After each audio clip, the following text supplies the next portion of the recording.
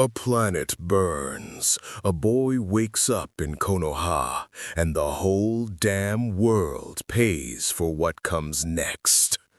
This Naruto isn't chasing Hokage. He's chasing the power to save the woman he loves, right up until he screams, "You turned her against me!" and becomes Darth Vader. If you want rage, heartbreak, and pure cinematic chaos, you're in the right place. A planet is burning. Rivers of fire carve through black volcanic rock like veins pumping lava through the body of a dying world. The sky is orange and red and choked with ash, and the heat is so intense that the air itself bends and warps like a mirror, melting at the edges. Two figures stand on a narrow platform above the fire. One of them is screaming. One of them is already gone. A woman somewhere. Beautiful, brown-haired, sad in a way that lives behind her eyes like a permanent resident, clutches her throat and whispers a name. The name sounds wrong. It sounds like it belongs to someone who died a long time ago and just forgot to stop breathing. Then the armor. Black, heavy, a coffin you wear standing up. The mask descends over a ruined face and seals with a hiss that sounds like a casket closing. Then the first breath, a sound that doesn't belong to anything human. It fills the room like a heartbeat that has been hollowed out and replaced with machinery. And somewhere inside that mask, behind those red lenses, behind the melted skin and the grafted metal and the lungs that can no longer pull air without a machine doing it for them, a pair of eyes that used to be blue stare into nothing. Then a boy wakes up in Konoha. He is 7 years old. He is covered in sweat. His hands are shaking so hard the glass of water on his nightstand is vibrating. And for a second, just a second, the glass lifts off the surface on its own and hovers 3 inches above the wood before crashing down and shattering. Naruto Uzumaki sits in the dark in a one-room apartment that smells like old ramen and mildew and tries to remember how to breathe like a person instead of a machine. He doesn't know who Anakin Skywalker is.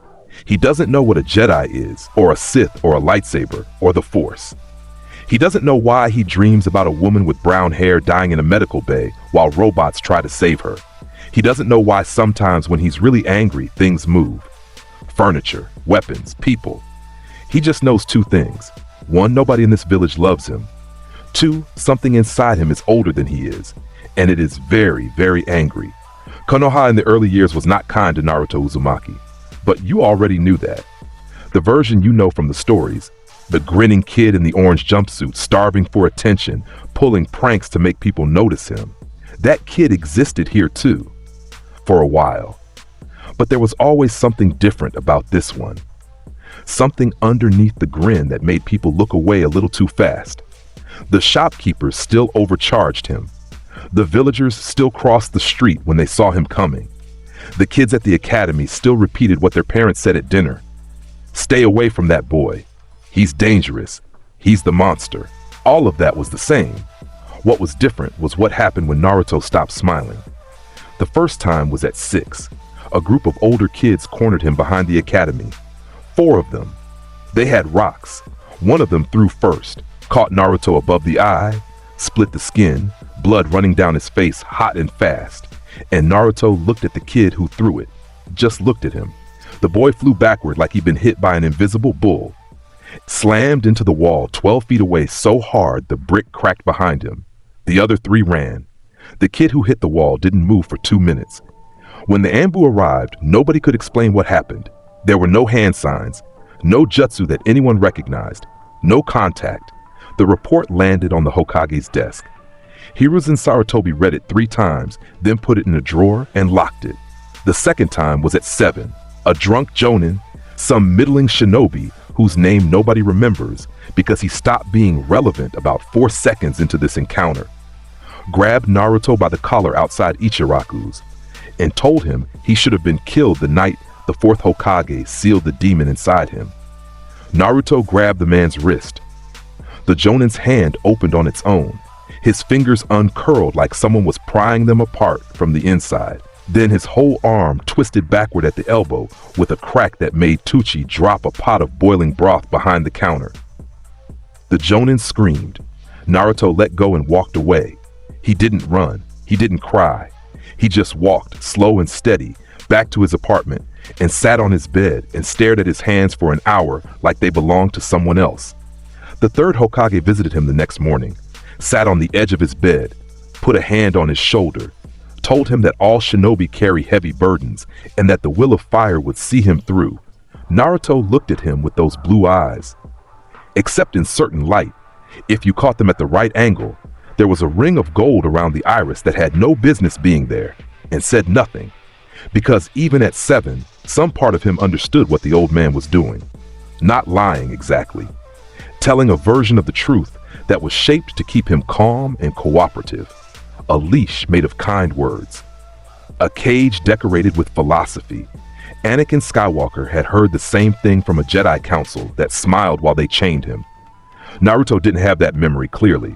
It came in flashes, in feelings, in the way his stomach dropped when someone in authority said, "Trust us."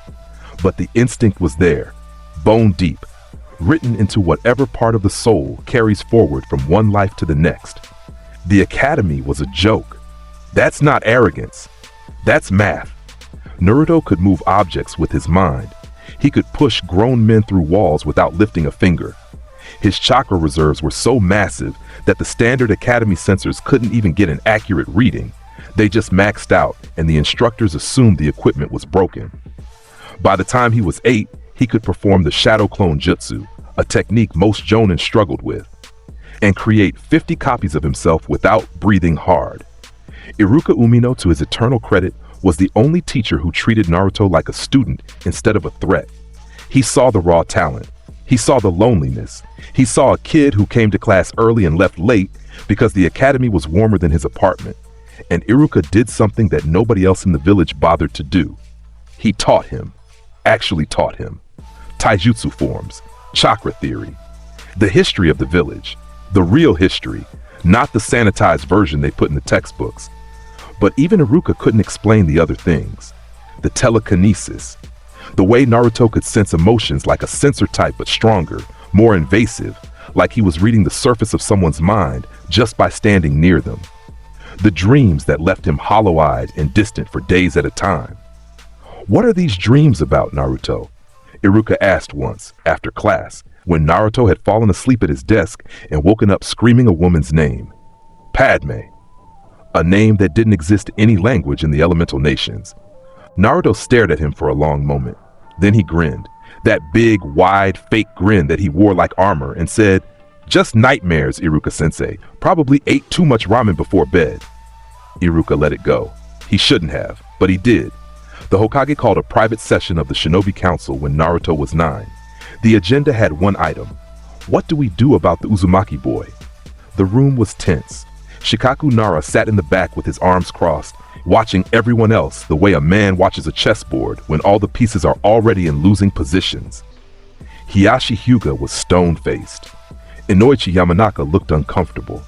Danzo Shimura sat in his corner like a spider who had been sitting in the same web for so long that the web had become part of the architecture.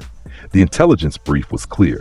Naruto Uzumaki, age 9, demonstrated abilities consistent with no known Kekkei Genkai. Telekinetic manipulation of objects and people at range. Emotional sensing beyond anything the Yamanaka clan had ever recorded. Chakra density readings that were, frankly, absurd. And there were the unconfirmed reports. The objects that moved in his apartment when he was sleeping.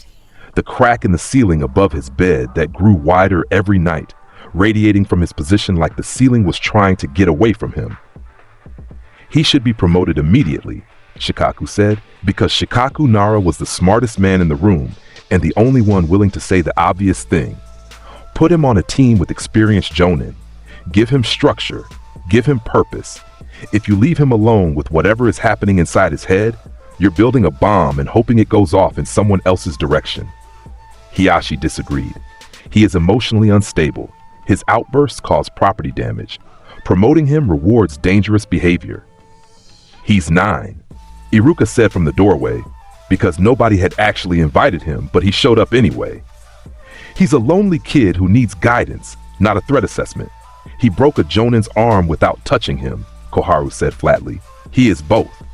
The vote split. The compromise. because every council decision is a compromise that makes nobody happy and solves nothing, was to graduate Naruto with his class at the standard time, place him on a genin team, and monitor him closely. They did not promote him. They did not advance his training. They did not give him access to the Jutsu library or the clan archives or any of the resources that a shinobi of his raw power should have had from day one. They held him back on purpose, because a weapon you can control is useful and a weapon you can't control is terrifying, and the only thing worse than either of those is a weapon that knows it's being controlled.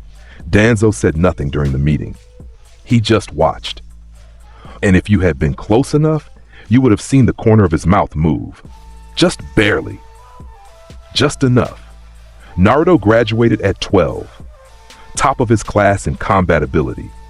Dead last in written exams because he genuinely did not care about the feudal history of the land of hot springs and could not be convinced to pretend otherwise. The Hokage assigned teams. Here's where things diverge from the story you think you know. Team 7 was not Naruto, Sasuke, and Sakura under Kakashi Hatake. That configuration belonged to a different timeline, a softer one, a kinder one where the universe had not decided to pour the soul of a dead Dark Lord into a 12-year-old Jinchuriki. This time, the teams looked like this. Team 7, Sasuke Uchiha, Sakura Haruno, and Shino Aburame. Jonin leader Kakashi Hake. Team 9, Naruto Uzumaki, Hinata Hyuga, and Kiba Inuzuka. Jonin leader Anko Mitarashi. The council wanted Anko on Naruto. She had experience with cursed individuals. She had survived Orochimaru's mark. She was tough enough to handle a kid who could throw people with his mind and damaged enough to understand why he might want to. It was a cold calculation wrapped in a reasonable decision. Anko took one look at her team and laughed. The demon kid, the Hyuga heiress who can't make eye contact, and the loud one with the dog. Fantastic. This is going to be either incredible or a complete disaster, and honestly, I'm here for both. Naruto liked Anko immediately. She didn't talk to him like he was fragile. She didn't talk to him like he was a monster. She talked to him like he was a punk who needed to learn how to fight properly. And that was the most honest anyone had been with him in years. Their first real mission outside the village was a C-rank-esque to the land of waves. Different client, different route, same basic principle. Protect the civilian, get to the destination, come home. What was supposed to be a simple job turned complicated fast when they ran into a team of rogue chunin working for a local warlord who had been taxing the bridge builders into starvation. 4 of them, armed, ready.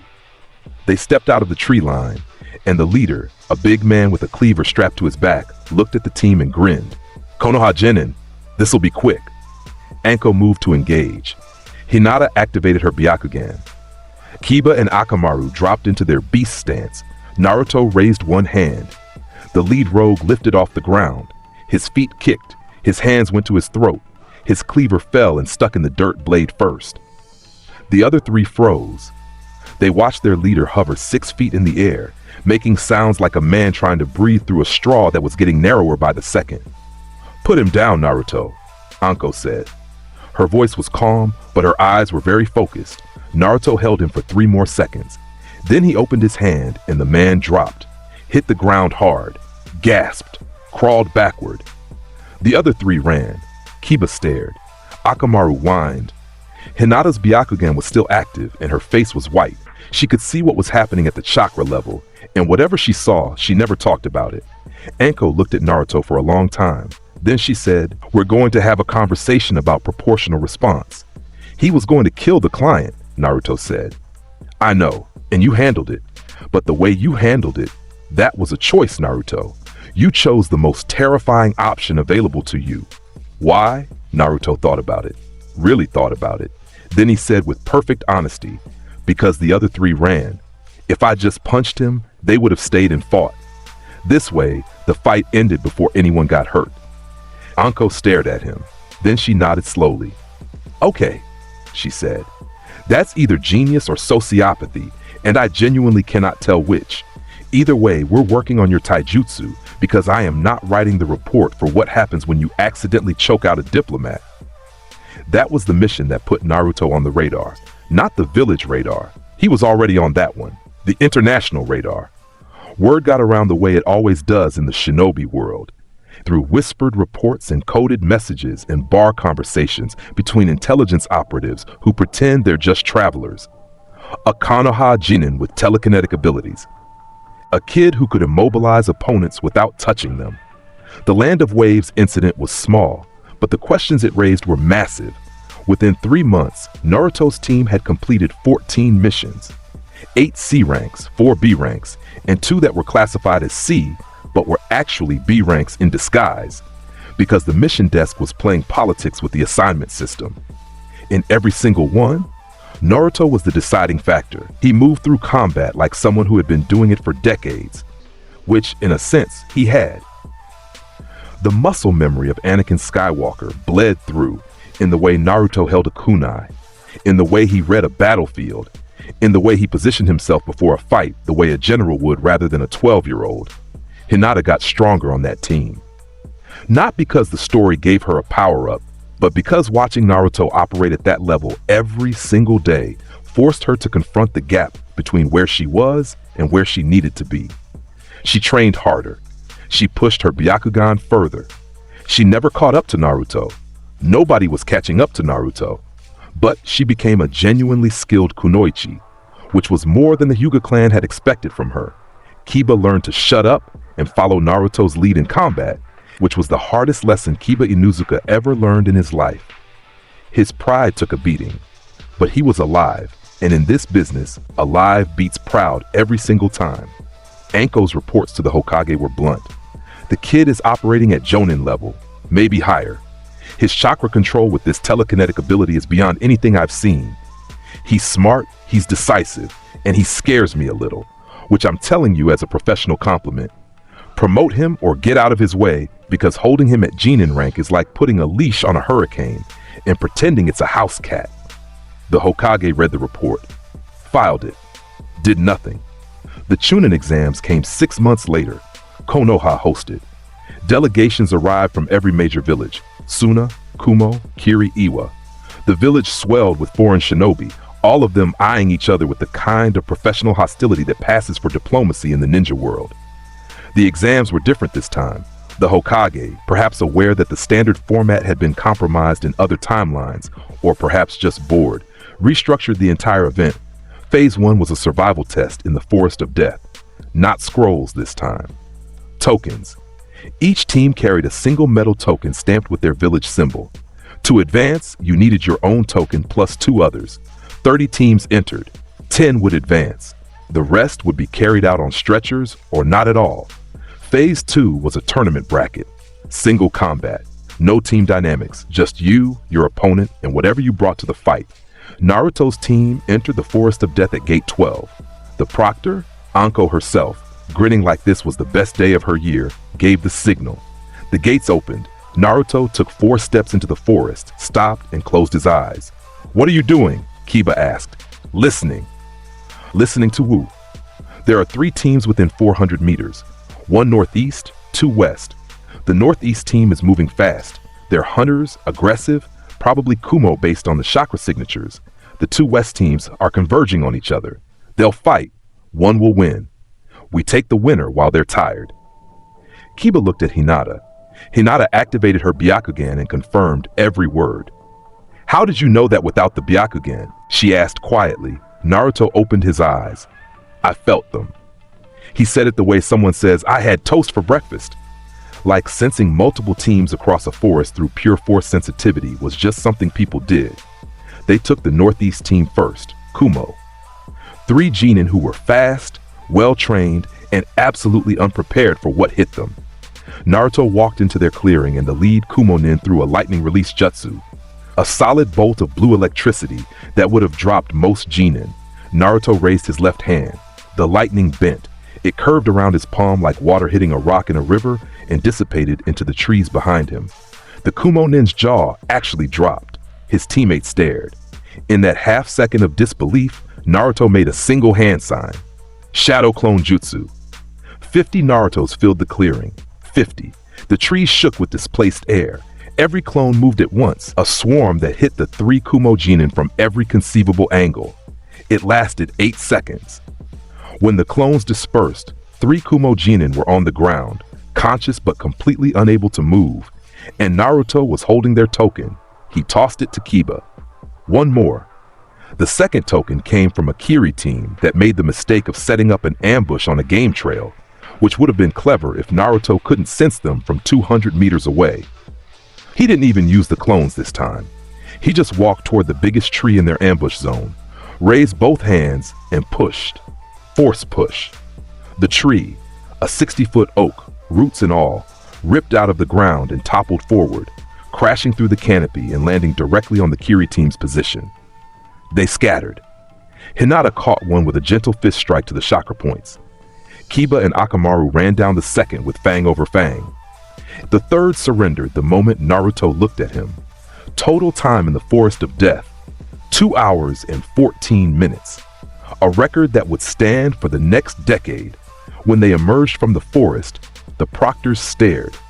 The other teams that had already finished stared. The foreign delegations in the observation tower stared. Naruto walked out of the tree line with his hands in his pockets and his head tilted back, looking at the sky like he was thinking about what to have for lunch. That was the first time Temari saw him. She was standing at the edge of the assembly area with her brothers. Kankuro, arms crossed, face painted, looking bored, and Gaara standing perfectly still with his arms folded, sand shifting around his feet in patterns that nobody could read. Temari had her fan on her back, and her posture was the kind of straight that comes from years of being the eldest child in a family where the youngest could kill everyone in the room and the middle one kept playing with puppets. She watched Naruto emerge from the forest. She watched the way the other Genin moved out of his path without being told to. She watched the way the proctors looked at each other. And she did the math. "Who is that?" she asked.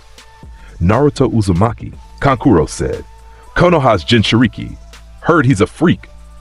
"Takes one to know one," Temari muttered, glancing at Gaara. Gaara said nothing, but the sand at his feet moved faster. Naruto felt her looking at him. He turned his head and their eyes met across 30 feet of packed dirt and nervous Genin. Blue eyes and teal eyes.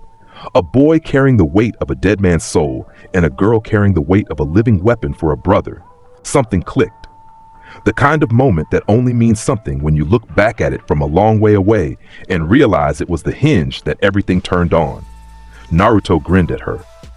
That real grin, the one that reached his eyes, the one that made him look his age, the one that had nothing behind it except genuine, uncomplicated warmth.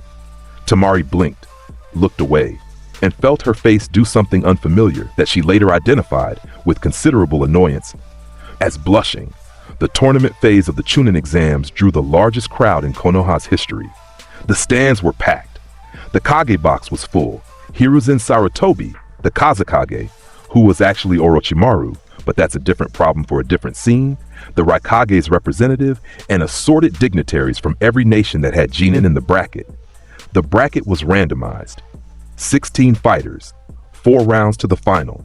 The names went up on the board. Naruto's first opponent was a Genin from Iwa named Kurotsuchi.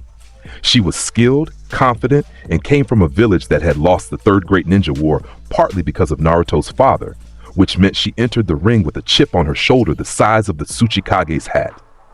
"Uzumaki," she said, dropping into her stance. Lava release chakra shimmered along her arms. "My grandfather told me about your father. Let's see if you're half the man he was." Naruto looked at her. He didn't drop into a stance. He just stood there, hands at his sides, head tilted slightly to the left, like he was waiting for something interesting to happen. The proctor dropped his hand. "Begin." Kurotsuchi opened fast. Lava release, quickite congealing technique. Molten rock erupted from her mouth, a wave of liquid stone that hardened on contact, designed to trap and suffocate. It was a solid A-rank technique from a genuinely talented kunoichi. Naruto raised one hand. The lava stopped, mid-air. The entire wave just froze in place like someone had hit pause on reality. The crowd went silent. Kurotsuchi's eyes went wide. Then Naruto pushed his hand forward. The lava flew back at her, still liquid, still burning, twice as fast as she'd launched it. She barely dodged, rolling sideways, the molten rock slamming into the arena wall and melting a hole 3 feet deep. She came up throwing shuriken. Naruto didn't move. The shuriken stopped 6 inches from his face, hovering in the air like confused birds. Then they reversed direction and embedded themselves in the ground at Kurotsuchi's feet in a neat circle. "Are you done?" Naruto asked. He said it genuinely, like he was asking if she wanted more time. Kurotsuchi charged. She was fast, well-trained. Her taijutsu was textbook Earth Country style, low center of gravity, powerful strike, stable footwork. She threw a combination that would have staggered most genin. Naruto caught her fist, closed his hand, held her there. She pulled, couldn't move, tried to kick. He caught that too, one-handed, her ankle in his grip. He was holding both her attack limbs at the same time, and he was looking at her like he was mildly confused about why she was still trying. Then he headbutted her. Just bang! Forehead to forehead. The sound cracked across the arena. Kurotsuchi's eyes rolled back, and she dropped like someone had cut her strings. Out cold. Clean. Done.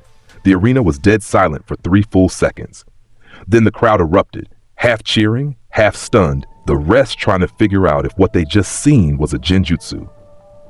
In the stands, Shikamaru Nara leaned back and muttered, "Troublesome," which was the Nara clan equivalent of a standing ovation.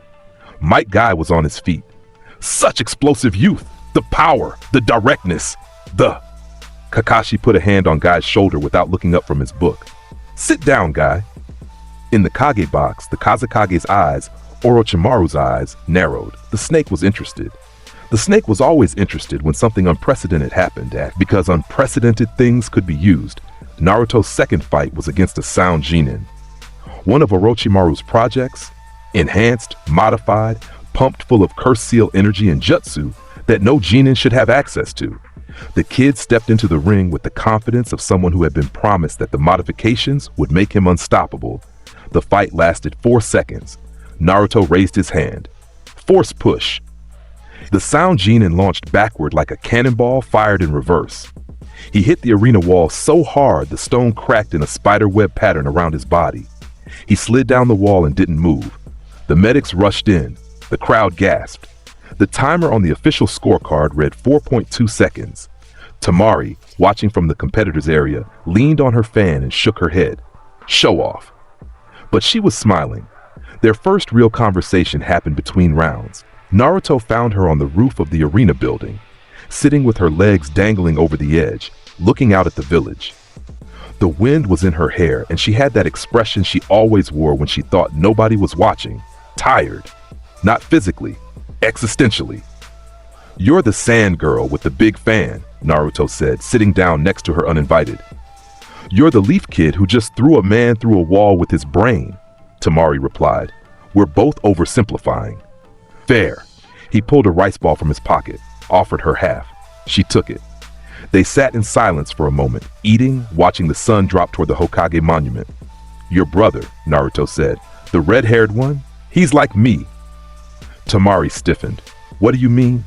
"I mean, he carries something inside him that wasn't his choice, and people treat him like the thing inside him instead of the person outside it." She looked at him, really looked at him, maybe for the first time. "You're a Jinchuriki." "Yeah, so is Gaara. I know. He's not stable, Naruto. He kills people. He's killed people from our own village. Our father, the Kazekage, tried to have him assassinated 6 times. Naruto didn't react the way she expected. He didn't flinch, didn't recoil, didn't look scared. He just nodded like she confirmed something he already knew.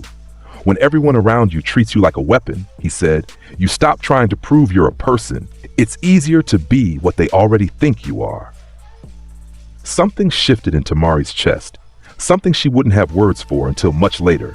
She looked at this loud, strange, impossibly powerful boy from a village that wasn't hers, and she saw someone who understood the specific weight of loving someone the world had decided was a monster. "You're weird," she said. "You're sitting on a roof eating a stolen rice ball with the weird kid, so?" She laughed. It surprised her. A real, genuine, unguarded laugh that came up from somewhere she usually kept locked. Naruto grinned. That real grin again. Below them, in the arena, the crowd roared as another match ended. Above them, the sky turned orange and gold, and the Hokage monument watched with stone eyes that saw everything and understood nothing. The semi-final round brought Naruto against Gaara of the Sand. This was the fight the entire exam had been building toward. Everyone knew it. The stands were packed beyond capacity. People sitting on the stairs, on the railings, standing in the aisles. Every shinobi in the building was focused on the arena floor with the kind of attention usually reserved for assassinations and natural disasters. Gaara stood in his corner. The gourd on his back was already open. Sand poured from it in slow, deliberate streams, pooling around his feet, rising in tendrils that tasted the air. His arms were crossed, his eyes, ringed with black from years of sleeplessness, flat and empty and green like oxidized copper, stared at Naruto without blinking. Naruto stood in his corner, hands in his pockets, head tilted back, relaxed, looking at Gaara the way you look at a puzzle you've already solved in your head and are just working through the steps. The proctor swallowed visibly, then raised his hand. Begin. Gaara moved first. Sand burial. The sand erupted, a tidal wave of grinding particles that surged across the arena floor at killing speed, designed to engulf, crush, compress. It had killed before. It would kill again. Naruto pulled his hands from his pockets. He held both palms out. The sand wave hit an invisible wall and stopped. The entire mass, tons of it, moving at lethal velocity, just stopped, 2 feet from Naruto's face, like it had hit glass. Then Naruto pushed. The sand blasted backwards so fast it created a shockwave that knocked dust off the arena walls. Gaara's shield, the automatic sand defense that had never been broken, rose to protect him, but the force of the impact drove him back 3 feet, his sandals carving grooves in the arena floor. The crowd made a sound, a collective intake of breath from 10,000 people at the same time. Gaara's eyes widened. For the first time in the entire exam, something other than emptiness lived in them. Interest. "You are strong," Gaara said. His voice was sand and gravel and the promise of violence. "Mother wants your blood." "Tell your mother to get in line," Naruto said. He crossed his fingers. Multi-shadow clone jutsu. 100 Narutos exploded into existence. Not 50 this time, not the standard showing. 100 copies filling the arena, each one moving with purpose. They hit Gaara's sand wall from every direction at once. The sand strained to keep up, blocking, grabbing, crushing. And it was good. It was incredibly good. The ultimate defense living up to its name. But Naruto wasn't trying to break through the sand. He was mapping it. Every clone that attacked and was destroyed sent its memory back to the original. He was learning the sand's response time, its patterns, its limits. 14 clones later, he had it. The real Naruto burst through the line. The sand rose to meet him, and he phased through it. Not around it. Through it. He hit the sand with a force push so precisely targeted, so tightly focused, that it blew a tunnel through the wall of particles like a bullet through paper. He came through the other side with his fist already cocked. Rasengan! The spinning sphere of blue chakra slammed into Gaara's sand armor. The armor cracked. The Rasengan drilled through it, layer after layer of compressed sand exploding outward in spirals. Gaara's eyes went wide with something that might have been pain and might have been shock, and was definitely, for the first time in his life, fear. The impact sent Gaara flying. He crashed into the arena wall, and the sand caught him, barely, forming a cushion at the last second. He slid to the ground. Blood ran from a crack in his sand armor down his cheek. He stared at it on his fingers like he'd never seen his own blood before. He hadn't. "He bled me," Gaara whispered. The sand around him went insane, swirling, rising, forming into shapes that weren't defensive anymore. "He bled me." The sand exploded outward. Gaara's partial transformation began, the one-tailed Shikaku's influence warping his arm into a massive claw of hardened sand, his face splitting, his eye going gold and cross-shaped. The arena shook. People screamed and ran for the exits. Naruto didn't move. He watched Gaara transform. He watched the monster emerge from inside the boy, and somewhere inside him, a memory surfaced. Not his memory, Anakin's memory. Of standing in a council chamber and feeling the thing inside you take over because the rage was too much and the pain was too old and nobody had ever taught you how to put it down. "I know what you are," Naruto said, quiet enough that only Gaara heard it. "And I know what's inside you, because I carry one too." Gaara lunged. The massive sand claw swung down, enough force to crater the arena, to kill everyone within 50 feet. The crowd screamed. Naruto caught it, one hand, open palm. The claw stopped cold. The impact blew a crater into the ground around Naruto's feet. His knees didn't even bend. Then he looked up at Gaara. "But I'm not a slave to mine." Naruto grabbed the sand claw with the force, the telekinetic grip closing around it like a vice, and yanked. Gaara flew forward, pulled off his feet, dragged through the air toward Naruto, who met him with a knee to the midsection that folded the half-transformed Jinchuriki in half. The sand armor shattered. The partial transformation collapsed. Gaara hit the ground, human-shaped and gasping. Naruto stood over him. The arena was dead silent. 10,000 people held their breath. He extended his hand, down toward Gaara, offering to help him up. "You and me," Naruto said. "We're the same thing, but we don't have to stay that way." Gaara stared at the hand. The crowd stared at Gaara. The Kage in their box stared at the impossible scene below them. A Jinchuriki, who had just dominated another Jinchuriki, standing in the wreckage of a fight that should have destroyed the arena, offering mercy to the boy who had been moments away from going full-tailed beast. Gaara took his hand. The crowd exploded. The noise was deafening, cheering, crying, shouting. Naruto pulled Gaara to his feet and grinned at him, and Gaara stared at him with an expression that nobody in Suna had ever seen on his face before. Because nobody in Suna had ever made him feel it before. Hope. In the competitor's balcony, Temari had her hand over her mouth. Tears were running down her face, and she didn't even notice. Kankuro was staring with his mouth open.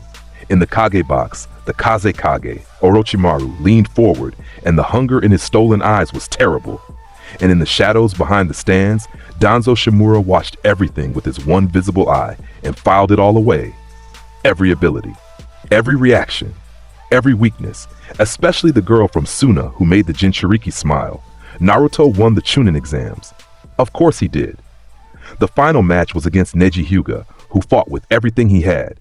All the precision and power and bitter fate-driven fury that the Hyuga prodigy could bring to bear. And it wasn't enough.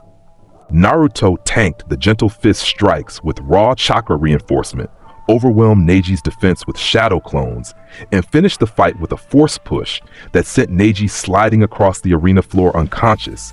Afterward, Naruto found Neji in the medical tent and told him that destiny was something people invented to make themselves feel better about giving up. Neji told him to get lost. 3 months later, Neji started training harder than he ever had in his life, and never mentioned destiny again. The weeks after the exams were strange and good and temporary. The way the best times always are, the invasion that Orochimaru had planned fell apart before it started. Naruto sensed the hidden sound shinobi in the arena through the force and reported their positions to Anko, who reported to the Hokage, who mobilized the Anbu before the first explosive tag detonated. Orochimaru was forced to reveal himself early, and his fight with the third Hokage played out on the rooftops of Konoha in full view of the village. The third sealed Orochimaru's arms with the Reaper Death Seal and survived, barely, because Naruto, watching from the ground, hit the giant snake summoned with a force push so massive that it crashed into a mountain and disrupted the entire battle, enough for the Hokage's Anbu to pull him out. Hiruzen Sarutobi lived. He was bedridden for months, and his chakra was diminished, but he lived. And he looked at Naruto with different eyes after that. Not the calculating eyes of a man managing a weapon, but the exhausted, guilty eyes of a man who realized he'd been doing it wrong the entire time. "I should have trained you myself," the old man said from his hospital bed, Naruto sitting cross-legged on the floor beside him. "I should have been the grandfather I pretended to be, instead of the politician I actually was." "Yeah," Naruto said, "you should have." It wasn't cruel, it was honest, and the third Hokage, for all his failures, respected honesty. Tsunade came to the village. Jiraiya brought her, partly for the Hokage's medical care, partly because the village needed leadership while Hiruzen recovered. Naruto met Jiraiya during this period, and their relationship was nothing like the one in other stories. Jiraiya tried to be the fun mentor, the cool godfather who shows up late and teaches you forbidden techniques and tells stories about women. Naruto saw through it in about 4 minutes. "You've known about me my whole life," Naruto said. They were standing by a river. Jiraiya had been mid-sentence about something involving toads. "You knew my parents. You knew what was sealed inside me. And you left." Jiraiya's grin faded. "Kid, I had a spy network to run. The village. The village left me alone in an apartment at age 4. You could have visited. Once. You could have sent a letter. The silence between them was the kind that has teeth. Jiraiya, to his credit, did not make excuses. He stood there and he took it. I'm not going to hate you for it, Naruto said. That's a waste of energy. But I'm not going to call you master. I'm not going to pretend you're family. You're a teacher with useful techniques, and I will learn from you because I'm not stupid enough to turn down training. That's it. Jiraiya taught him the Rasengan refinements, the Toad summoning contract, and the basics of sage energy. Enough to be useful, not enough to be complete. Their relationship was professional and occasionally warm, like co-workers who might have been friends in a different life but missed the window. The real story was the letters. After the exams, Temari returned to Suna with her brothers. Gaara was different now, quieter but in a thinking way instead of a waiting to kill way. Kankuro was confused by the change but willing to go with it. Temari was something else entirely. She sat on the roof of the Kazekage's tower her first night back, staring at the stars, and she wrote a letter to a boy in Konoha whose smile made her forget just for a second that the world was hard and ugly and full of people who used children as weapons. She didn't send it. She wrote another one the next day. Didn't send that one either. On the third day, she wrote a short one, 4 sentences about the weather in Suna, and a question about whether Konoha really had hot springs or if that was propaganda, and sent it with a courier hawk before she could talk herself out of it. Naruto wrote back the same day. His handwriting was terrible. His letter was 6 pages long. He told her about Ichiraku ramen, about the face on the Hokage monument that looked like it was sneezing, about a dream he'd had where he was flying a ship through stars, and about how he missed talking to someone who didn't treat him like a bomb with a smile painted on it. The letters became weekly, then twice a week, then daily. They wrote about everything and nothing, missions, food, siblings, the specific frustration of being smarter than the people giving you orders. They argued about whether wind jutsu or telekinesis was more useful. Wind, Temari insisted. She was wrong, and Naruto told her so in a 3-page rebuttal that she kept in her pack for the next 4 years. They shared the things they couldn't tell anyone else. The nightmares, the loneliness, the heavy certainty that they were both being used by systems that would discard them the moment they stopped being useful. Naruto told her about the dreams. Not all of them, but enough. A burning planet, a woman dying, armor that breathed. Temari wrote back, I don't know what those dreams mean, but I know you're not the person in them. You're the person writing me letters about ramen at 2 a.m. with ink stains on your fingers. That's who you are. He read that letter 17 times. When Temari came to Konoha for the diplomatic liaison rotation 6 months later, their first face-to-face meeting since the exams lasted 4 hours. They walked the length of the village twice, talking and arguing and laughing, and when they stopped at the bridge over the canal near the academy, Temari looked at him and said, If you tell anyone I spent 4 hours voluntarily hanging out with the Konoha Nin, I will bury you in sand. I won't tell if you won't, Naruto said. She kissed him. Then she pulled back and looked at him like she was daring him to make a thing of it. He made a thing of it. He picked her up, spun her around, and kissed her back, and a nearby bench levitated 3 feet off the ground because his emotions were doing things to his telekinetic control, and neither of them noticed. Shikamaru, who happened to be walking past, looked at the floating bench, looked at the two of them, and kept walking. Troublesome, he muttered, and went home to play shogi. The next 3 years were the best of Naruto's life, and that is exactly why they had to end. He rose through the ranks fast. Chunin at 13, Special Jonin at 14, Full Jonin at 15, a promotion the council fought against and lost, because at a certain point, the gap between someone's rank and their ability becomes so absurd that even bureaucrats have to acknowledge reality. He took missions that would have required teams of 4 and completed them alone. He dismantled a smuggling ring in the land of tea by force pushing their entire warehouse into the ocean. He stopped an assassination attempt on the Kazekage. By then Gaara, who had risen with terrifying speed through the ranks of Suna, By catching the assassin's poison blade in mid-air with his mind and driving it back through the assassin's own shoulder. He was 16 when he asked Tamari to marry him. They were on the roof of the Kazakage Tower in Suna, her favorite spot, the one where she could see the whole desert spread out below like a golden ocean. He didn't have a ring. He had a kunai he'd forged himself, a single blade with both the leaf and sand symbols engraved on it. "This is ridiculous," she said. "I'm a Suna diplomat. You're a Konoha Jonin. Our villages have been enemies within living memory. The councils will lose their minds." "So that's a yes?" "Obviously that's a yes, you idiot." They married quietly. A small ceremony in a neutral location, a temple in the land of rivers, attended by Gara, Kankura, Anko, Iruka, and nobody else.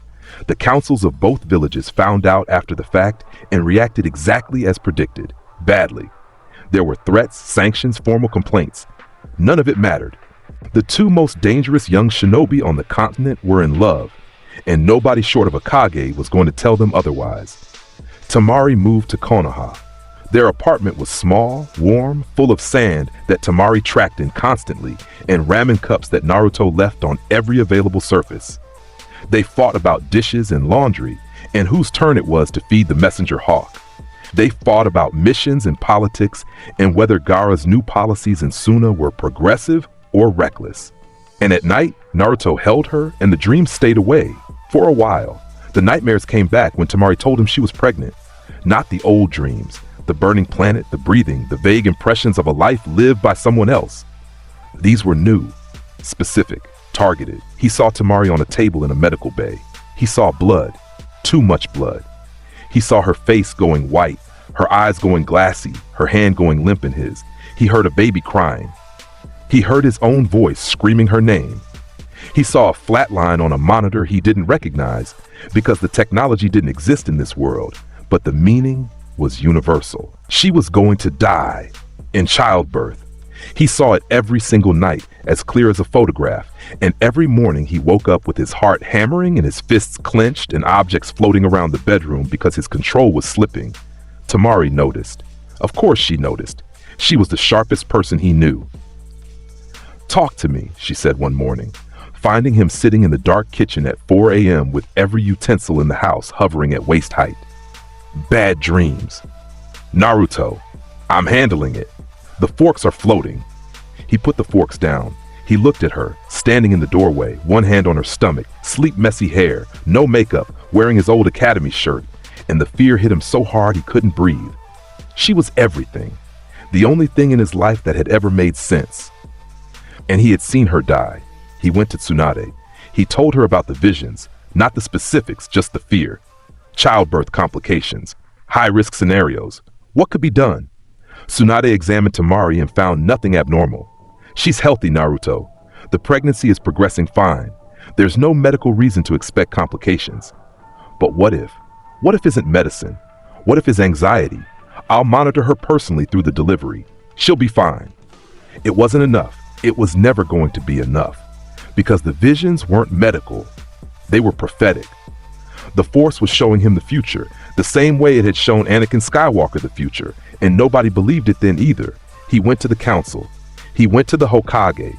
Hiruzen, recovered but diminished, still holding the hat because Tsunade refused it, and Jiraiya had vanished on another intelligence mission. He asked for access to forbidden techniques, medical ninjutsu beyond the standard curriculum, seal modifications that could strengthen Tamari's body. Anything. They looked at him like he was already a problem. "Naruto," the third said carefully, "what you're describing, these visions, there's no evidence that premonition through dreams is a real phenomenon. I understand your fear. Becoming a father is terrifying, but the answer is trust. Trust in Tsunade's skill. Trust in the natural process." "The will of fire?" Naruto said. His voice was flat. "Yes, the will of... I'm asking for help. I'm standing here, telling you that I believe my wife is going to die, and you're quoting philosophy at me." The room went cold. The Anbu in the rafters shifted nervously. Hiruzen's face tightened. "There are boundaries, Naruto. Forbidden techniques are forbidden for a reason. I will not." Naruto walked out. He didn't slam the door. He didn't shout. He just left. And somehow, the silence of his leaving was louder than any explosion. He spent 3 days trying to find answers on his own. He broke into the Konoha Library's restricted section, using the force to bypass the seals, which should have been impossible but wasn't, because his connection to that energy was beyond anything the village's security systems were designed to handle. He read everything: forbidden scrolls, clan secrets, medical archives that hadn't been opened in decades. None of it was enough. None of it addressed what he needed. Not healing, not medical jutsu, but the fundamental ability to choose whether someone lived or died, to override fate itself. And then Danzo found him. It was the 4th night. Naruto was sitting on the top of the Hokage monument, the 4th's head, his father's stone face, because the irony of that was apparently the kind of thing the universe found amusing. The moon was full, the village was quiet, and Naruto was staring at nothing, his mind running through every scenario like a machine cycling through failed solutions. You look like a man who has been told no by everyone he trusts. Naruto turned. Danzo Shimura stood behind him, leaning on his cane, his bandaged face giving away nothing. His one visible eye was calm, the patience of a man who has been waiting for exactly this moment for years. Councilman Danzo, Naruto. He sat down slowly with the careful movements of an old man who is more dangerous than his body suggests. I heard about your request to the Hokage, the forbidden techniques, the medical jutsu. Naruto's eyes narrowed. That was a closed session. Very little in this village is truly closed to me. He let that statement hang in the air.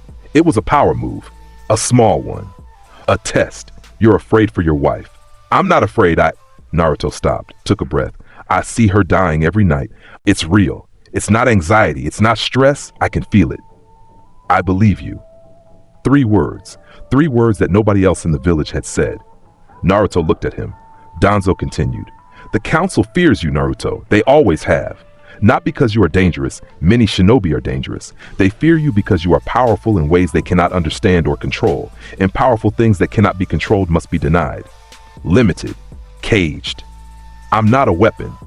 Of course you aren't. You are a man, a husband, soon a father, and you want what every father wants, the ability to protect his family. That is not unreasonable. That is not dangerous. That is human. Silence. The wind moved across the monument. Below them, Konoha glowed warm and orange and oblivious. There is a technique, Danzo said, an old one, older than the village. It is not taught in the academies. It is not written in the scrolls of any recognized tradition. It exists in the spaces between light and dark, in the shadow side of chakra, where the energy that creates life can also be bent, twisted, and reshaped. Naruto was listening.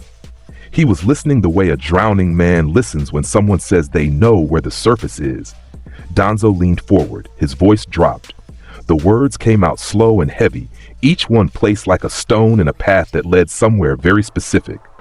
The dark side of chakra is a pathway to many abilities some consider to be unnatural.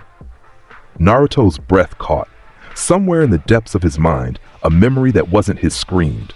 A theater, red seats, an old man with kind eyes and a voice like honey poured over a knife, saying the exact same words in a different language, in a different galaxy, in a different life. Abilities? Like what? Naruto asked. Danzo smiled. Barely, just the corner of his mouth. But it was a smile, and it was the smile of a man who has been fishing for years and just felt the line go taut. Like influencing the life force itself, creating it, sustaining it, preventing it from fading. He paused. Even in the face of death. You can stop someone from dying. I did not say I could. I said the technique exists. I have studied it. I have not mastered it. I lack the raw power. But you. His eye traced Naruto's face. You are the most powerful shinobi I have ever encountered. With training, with commitment, with the willingness to walk a path that others call forbidden. I could save her. You could save everyone. The silence between them was enormous. It filled the space like something alive.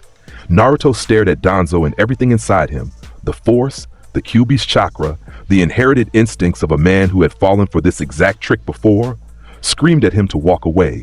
He didn't walk away. What do I have to do? Danzo's hand landed on his shoulder. Firm, paternal, the grip of a man who has just acquired the most dangerous weapon in the world and is already calculating where to point it. Everything I tell you. The descent was not sudden. It was not dramatic. It was a series of small choices, each one reasonable on its own, each one moving him one step further from the light. The first mission was easy, a rogue ninja hiding in the border between fire and rain country. Danzo framed it as a threat to Konoha. The man had stolen intelligence. He needed to be stopped. Naruto tracked him through the forest using the Force to follow his fear like a scent trail, cornered him in a ravine, and brought him back alive. The second mission was harder.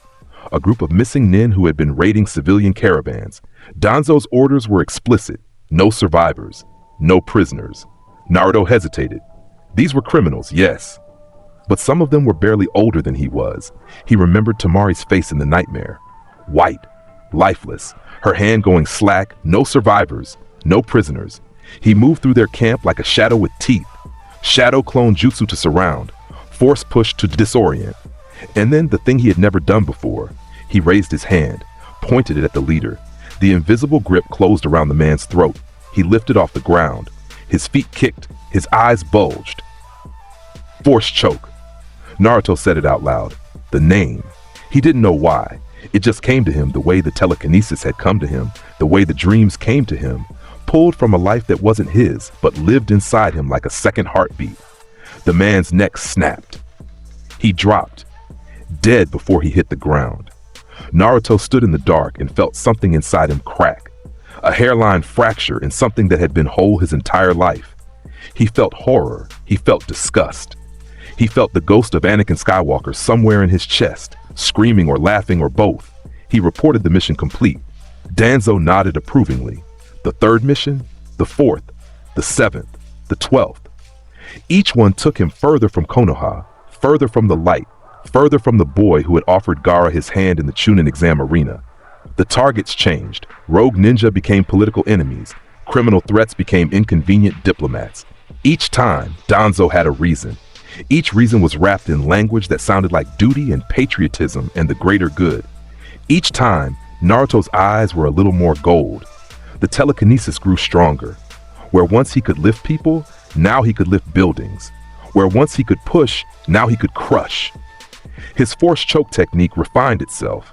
He could immobilize a dozen targets simultaneously, each one held at a different pressure, each one feeling the amount of terror Naruto wanted them to feel before he decided whether they breathed again. The lightsaber came next. He didn't know what it was at first. He woke up one morning with the knowledge in his head, complete and detailed, like someone had downloaded a blueprint into his brain while he slept. A blade of pure energy, compressed and focused through a hilt constructed from chakra-conductive metal. He spent 3 weeks building it in Danzo's root facility, a hilt of black iron and seal-inscribed steel, no bigger than his forearm, balanced and weighted and shaped by memories that stretched across lifetimes. The first time he ignited it, the sound filled the room like a death sentence. Snap hiss. A blade of blood-red light erupted from the hilt. Not the blue of Anakin's original weapon. Red, the color of the Sith. The color of rage and grief and the kind of love that eats you alive from the inside out. It hummed. A low, steady, vibrating hum that you felt in your chest before you heard it in your ears. The light cast red shadows on the walls of the underground lab, and every root operative in the room took an involuntary step backward. Naruto held the blade up and the red light reflected in his eyes. Gold-ringed blue, becoming more gold every day.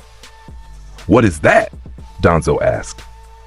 "Something from before," Naruto said. His voice was distant. He swung the blade, slow, testing, and it carved a groove in the concrete floor like the floor was made of warm butter. "Something I used to carry." Danzo looked at the red blade. He looked at Naruto, and for one of the very few times in his life, Danzo Shimura felt the cold finger of genuine unease touch the base of his spine. Then he buried it. Because useful weapons don't need to be understood. They need to be aimed. Tamari saw the change. She was too smart and too close and too in love to miss it. The distance in his eyes when he came home from missions, the way he flinched when she touched him sometimes, just for a second, just a flash, like he'd forgotten he was allowed to be touched gently.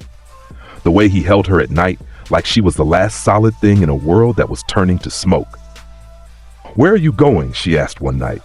He was dressed in black, no headband, no vest, the kind of outfit that means the mission isn't in the books.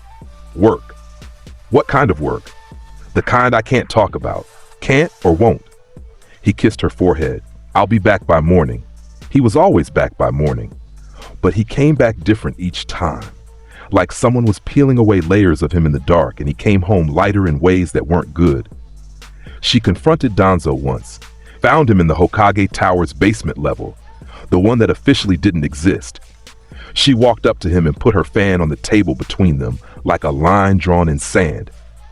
What are you doing to him? Danzo regarded her the way a man regards a minor obstacle on a road he's been walking for decades. I am training him, preparing him for the threats that this village's leadership is too timid to acknowledge. He doesn't sleep, he barely eats. His eyes are opening to the truth of this world, to the reality that peace requires sacrifice, and sacrifice requires power, and power requires the willingness to walk in darkness so that others may remain in the light. That's rhetoric.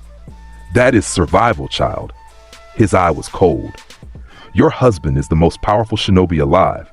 The question is not whether he will use that power. The question is who will guide him when he does. The third Hokage offered him philosophy. I offer him results. Tamari stared at him. Every instinct she had, every honed, battle-sharpened, dessert-forged instinct told her this man was poison. But she also knew that Naruto had chosen this. Chosen Danzo. Chosen the darkness. And the reason he'd chosen it was her, to save her. That knowledge sat in her chest like a stone. The fourth great ninja war arrived like a storm that everyone knew was coming, but nobody was prepared for. The details were different from other timelines. It wasn't Obito and Madara and the Ten Tails, at least not in the same configuration. The catalyst was the Akatsuki, as always, but the war itself was shaped by different alliances, different betrayals, different battlefield decisions that cascaded into a conflict that spanned 3 continents and involved every major military force in the shinobi world. Naruto fought in the war. He fought in ways that rewrote the textbooks on what a single shinobi could do. The Battle of the Lightning Coast. 3 divisions of Zetsu clones, thousands of them, white and wrong and relentless, against a joint Konoha-Kumo defense line. The line was failing. The clones were endless. Reinforcements were hours away. Naruto arrived alone. He stood on a cliff overlooking the beach. Below him, the Zetsu army swarmed like a white tide. Behind him, the allied forces were pulling back. Medics dragging the wounded. Captains shouting orders that were half tactical planning and half prayers. Naruto raised both hands. The ocean rose. The actual ocean, a wall of water 100 feet high and a quarter-mile across, rose from the sea and hung in the air like the fist of a god, considering its options. The allied forces stopped retreating. The Zetsu clones stopped advancing. Every single person on that beach, alive and otherwise, looked up at the impossible wall of suspended ocean and felt, in the deepest parts of their being, the full and absolute weight of what Naruto Uzumaki had become. He brought his hands down. The ocean fell. The Zetsu army ceased to exist. The beach was scoured clean. The water receded. And where there had been thousands of enemies, there was wet sand and silence. The allied shinobi behind him stared. Several dropped to their knees. One man, a veteran jonin from Kumo who had fought in the last 2 wars, sat down on the ground, put his head in his hands, and whispered, "We've been fighting each other for 100 years, and he could have ended all of us the whole time." That battle ended the war's eastern front, by itself. In 30 seconds, the Battle of the Iron Valley was worse. Kabuto's Edo Tensei had pulled back legends from the grave.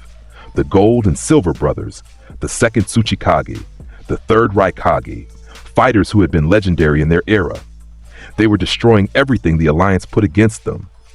Naruto walked into the valley like he was taking a stroll through a park. The red blade was already in his hand. It ignited, snap hiss, and the sound echoed off the valley walls. The third Raikage's revived corpse charged him. Lightning release armor blazing, fist cocked, the same attack that had fought the Eight Tails to a standstill. Naruto swung the red blade. One cut. The chakra blade passed through the Raikage's lightning armor like it wasn't there. The Edo Tensei body split, reformed, and Naruto was already past it, his free hand extended. Force push. The Raikage's body blasted backward into the valley wall, cratering the stone, buying seconds for the ceiling team to pin him. The Gold and Silver Brothers came at him together. Kinkaku and Ginkaku, 2 pseudo-Jinchuriki with the Nine Tails chakra and the Sage of Six Paths treasured tools. In any other war, in any other timeline, these 2 were a genuine crisis. Naruto looked at them and raised one hand. The invisible grip took both of them, lifted them into the air, arms and legs spread, completely immobilized. 2 of the most dangerous reanimations in the entire war, dangling like puppets whose strings had been handed to a new master. "Seal them," Naruto said to the team behind him. His voice was bored. They sealed them. The war ended at the Valley of Summoning, where the leader of the Akatsuki made his last stand. That fight, the final, desperate, apocalyptic clash, lasted 6 hours and reshaped the geography of an entire country. Naruto used techniques that nobody had names for: force waves that flattened mountains, telekinetic shields that stopped Biju bombs, a moment where he held a tailed beast bomb in one hand and crushed it into nothing with pure willpower while the explosion tried to expand against his invisible grip and failed. The Alliance won. The war was over, and Naruto Uzumaki stood at the center of the victory. 18 years old, wearing black, his red lightsaber hilt on his hip, his eyes gold-ringed and tired, and every person in the Alliance looked at him with some combination of awe and terror that hadn't existed as a single emotion before, but now required its own word. He went home. He held Temari. She was 7 months pregnant. The baby kicked against his palm, and he felt the life in her, fierce and stubborn and already loud, because of course their child would be loud. And for one night, one quiet night, the dreams didn't come. Then the Kaji summit happened. It was supposed to be a peace conference. The 5 Kage gathered in the Land of Iron, negotiating the post-war order, borders, reparations, the disbanding of certain military programs. But there was an item on the agenda that nobody had warned Naruto about: the investigation and prosecution of Danzo Shimura for war crimes. The evidence was extensive. Root's operations during the war, assassinations of allied commanders who had been difficult, manipulation of supply lines to favor Konoha's position, the blackmail of minor village leaders, and the suspected use of forbidden techniques on captured prisoners. The other Kage had the intelligence. They had the documentation. They had witnesses. Gaara, now the Kazekage, presented the case. His voice was level. His face showed nothing, but his eyes, those green eyes that Naruto had once taught to hope, were apologizing before his mouth started speaking. Danzo Shimura must answer for his crimes, Gaara said. The alliance was built on trust. His actions undermine that trust. We cannot build a new era on a foundation of hidden betrayals. The other Kage agreed. The Raikage, one-armed now, and furious about it for reasons that hadn't happened yet, was the loudest. The man is a war criminal. Arrest him, try him, execute him. This isn't complicated. Naruto was in the room. He was attending as Konoha's most senior active combat shinobi, standing behind the Hokage's chair. He heard every word, and he felt the ground tilt under his feet. Danzo was the only person who had offered to help him save Temari. Danzo was the teacher who had given him power when everyone else gave him excuses. Danzo was compromised, corrupt, manipulative. Naruto knew that. On some level, he had always known that. But Danzo was also the rope he was clinging to above an abyss, and they were trying to cut it. "He is my advisor," Naruto said. His voice cut through the room like the snap hiss of his blade. "He serves Konoha. He serves me." "He serves himself," the Raikage growled. "He has manipulated every village in this alliance. He used you, Uzumaki. He used your power to. He taught me to use my power. Nobody else would. Because your power is terrifying," the Raikage shouted. "It should be. Should be what? Controlled? Contained? Held back?" Naruto's voice dropped. The temperature in the room dropped with it. "I've heard that my whole life. Every council, every committee, every old man in a chair who looked at me and saw a weapon instead of a person. Danzo was the only one who looked at me and saw someone worth teaching." "Naruto," Gaara said. His voice was careful, gentle, the voice of a friend trying to pull another friend back from a cliff. "I understand what he means to you, but what he has done—" "I said he serves me." Naruto stepped forward, "and I will not allow this summit to touch him." The room crackled with tension so thick it was almost visible. The samurai guards shifted. The Kage's bodyguards tensed. The Raikage stood up from his seat, lightning released chakra flickering across his remaining arm. "You'll not allow it?" Boy, you are one shinobi. Powerful, yes. But you are standing in a room with 5 Kage, their guards, and the samurai army of the Land of Iron. You will not. Naruto moved. The red lightsaber was in his hand before anyone saw him draw it. The snap hiss of ignition tore through the room and every person in it flinched. Naruto was already past the Raikage's guard. Not around him, through him. The red blade singing through the air in a single flat arc. The Raikage's remaining arm fell to the floor. The room went completely, absolutely, devastatingly silent. The Raikage looked at the stump where his arm had been. The cauterization from the chakra blade was instant. No blood, just the smell of burned flesh and the fading hiss of the red blade. His face went through shock, pain, and fury in the space of a heartbeat. Naruto stood with the blade at his side, the red light painting his face in shadows that made his gold-ringed eyes glow. His expression was empty, the face of a man who had just crossed a line and found that the other side was exactly as quiet as he'd been told. "Sit down," Naruto said. The Raikage's bodyguards charged. Naruto raised his free hand. Force push. Both of them hit the far wall simultaneously, the stone cracking behind their bodies, and they slid to the ground unconscious. Nobody else moved. Behind Naruto, in the shadows of the doorway, Danzo Shimura stepped into the room. His face was impassive. His one eye surveyed the scene. The disarmed Raikage, the unconscious guards, the 5 Kage frozen in their seats, the samurai along the walls gripping their swords but unable to bring themselves to draw them. He looked at Naruto, and for the first time in the story, Danzo smiled. A real smile. The smile of a man who has spent decades building a machine and has just watched it turn on for the first time. "Henceforth," Danzo said, his voice carrying across the silent room, "you shall be known as Darth Vader." The word meant nothing to anyone in the room except Naruto, and for Naruto, it meant everything. It hit him in the chest like a physical blow, the name, the title, the identity of the thing he had been becoming without admitting it. Darth Vader, the ghost of a man in black armor, breathing through a machine, serving a master who had never loved him, having already lost everything worth living for. He should have stopped. He should have looked at that name and recognized it for what it was. A prison, a coffin, the end of everything good. But Tamari's face flashed through his mind. Dying. The nightmare. The only promise that mattered was saving her, and the only person who had offered to help was standing behind him with a smile and a title and an empire to build. "Yes, master," Naruto said, and the room heard it, and the world changed. Danzo spoke, calmly, like a man reading a grocery list. The Kage Summit was dissolved. The alliance was restructured, not as a cooperative, but as an empire with Konoha at its center. Nations that complied would retain limited autonomy. Nations that resisted would be brought into compliance by force. The first target was the Land of Iron. The samurai who had hosted the summit, who had witnessed everything, who represented an independent military power that would never bend the knee to a ninja empire. They needed to be neutralized. Immediately. "Go," Danzo said to Naruto. "Show them what the new era looks like." Naruto went. The samurai stronghold of the Land of Iron was a fortress carved into the side of a mountain. Walls of reinforced steel and ancient stone. Gates built to withstand siege armies. Turrets manned by warriors who had trained since birth in the art of chakra-infused swordsmanship. It had never fallen in recorded history. It had survived 2 great ninja wars. It was, by any strategic assessment, effectively impregnable. Naruto arrived alone. He walked through the snow. The samurai on the walls saw him coming.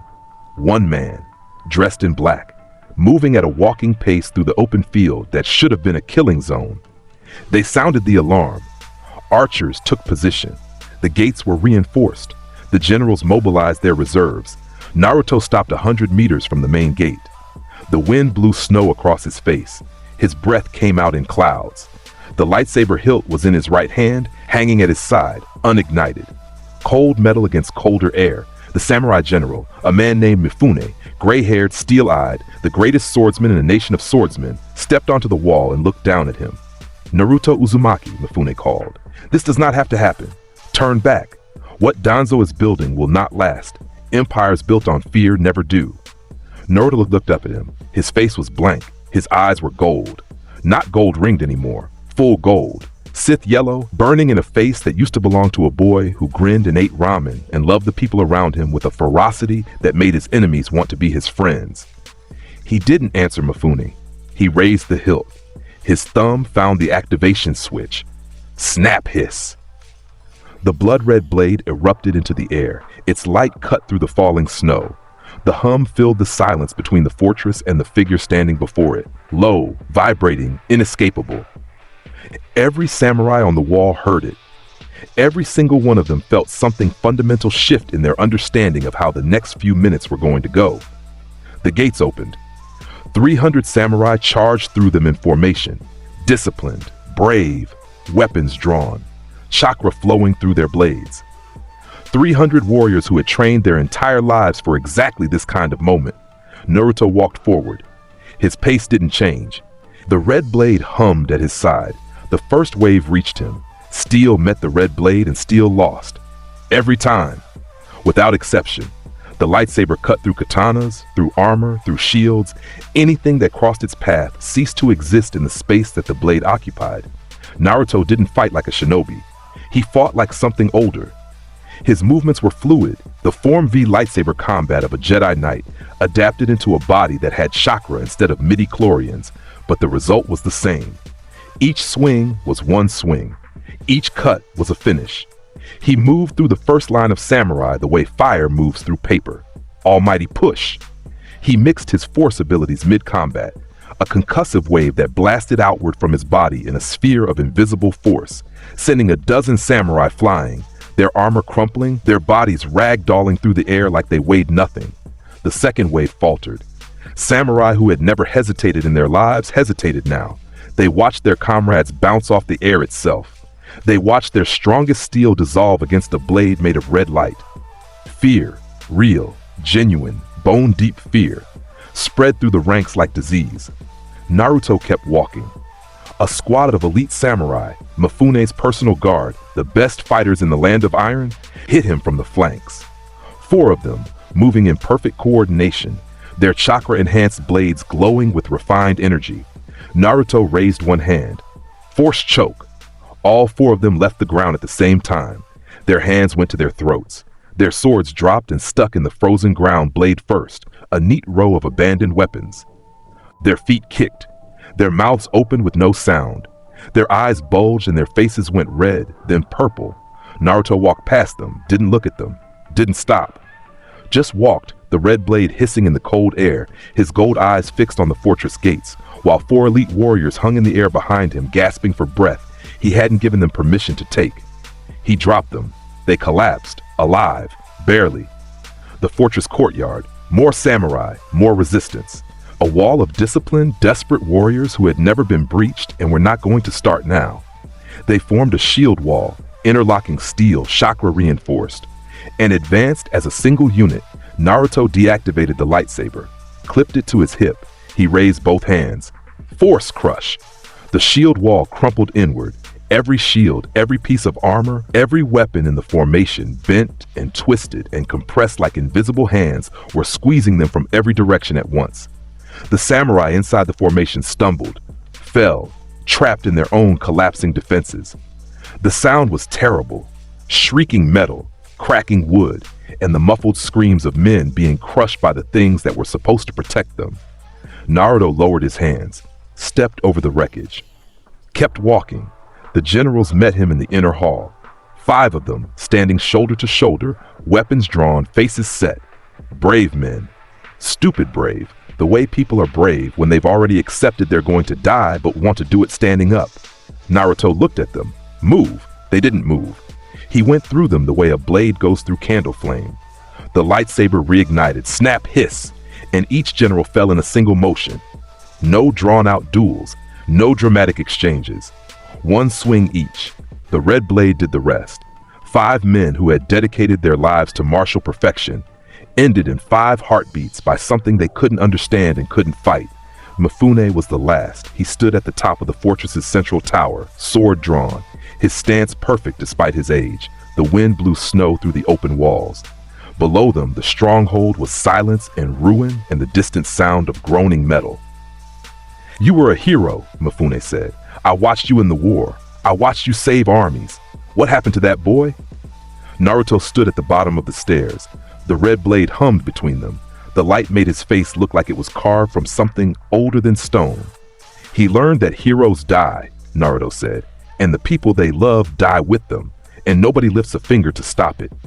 He walked up the stairs. Mifune attacked. One clean, perfect slash, the peak of a lifetime of swordsmanship. The red blade met the steel. The katana shattered. Mifune's eyes went wide. Naruto caught him by the collar, held him over the edge of the tower. The wind screamed around them. Mifune looked down at the broken fortress, the scattered bodies, the fire starting in the weapon stores, and he looked back at Naruto with the calm, exhausted acceptance of a man who has fought his last fight. Naruto dropped him into the snowbank below the tower, alive, bruised, beaten. He didn't kill Mifune. Some part of him, some stubborn, surviving fragment of the boy from Konoha, couldn't. Mifune was not an enemy. Mifune was a good man who stood in the wrong place at the wrong time, and even now, even this deep in the dark, Naruto recognized that. But everything else, the fortress, the army, the institution, that he destroyed completely. He stood at the top of the tower and looked out at the stronghold and raised both hands and brought them down, and the fortress cracked. The walls came apart. The towers collapsed. Stone and steel and centuries of history came crashing down in a roar of destruction that echoed through the mountains for miles. When it was over, Naruto stood in the ruins. The red blade hissed off. The snow fell on the wreckage. And the boy who had offered Gaara his hand was nowhere in this scene. The person standing here was someone else. Something else. The news hit Konoha the next morning. Iruka was the first to find out. He was grading papers at his desk in the academy when a Chunin ran in, white-faced, stammering, holding a decoded intelligence report. Iruka read it twice. Then he set it down on his desk very carefully, put his head in his hands, and didn't move for 10 minutes. When he looked up, his eyes were red and his jaw was set, and he looked like a man who had just lost something he could never get back. "I should have seen it," he whispered. "I should have." But he couldn't finish the sentence because he didn't know what he should have done. Loved him more? Taught him better? Held him tighter? None of those things stop the gravity of darkness when it's pulling at someone from the inside, Anko heard next. She was in the Jonin lounge, drinking sake, when the report came through. She read it. Then she threw the sake bottle against the wall so hard it shattered and sprayed the entire room. Nobody flinched. Everyone had already read the report. "That kid," Anko said. Her voice was thick with something between rage and grief. "That stupid, brilliant, broken kid." Kakashi read the report and closed his book. He didn't open it again for a week. He sat on the memorial stone and stared at the names of the dead and thought about all the ways he had failed all the students he had never been assigned but should have fought harder to reach. Hinata collapsed. Literally.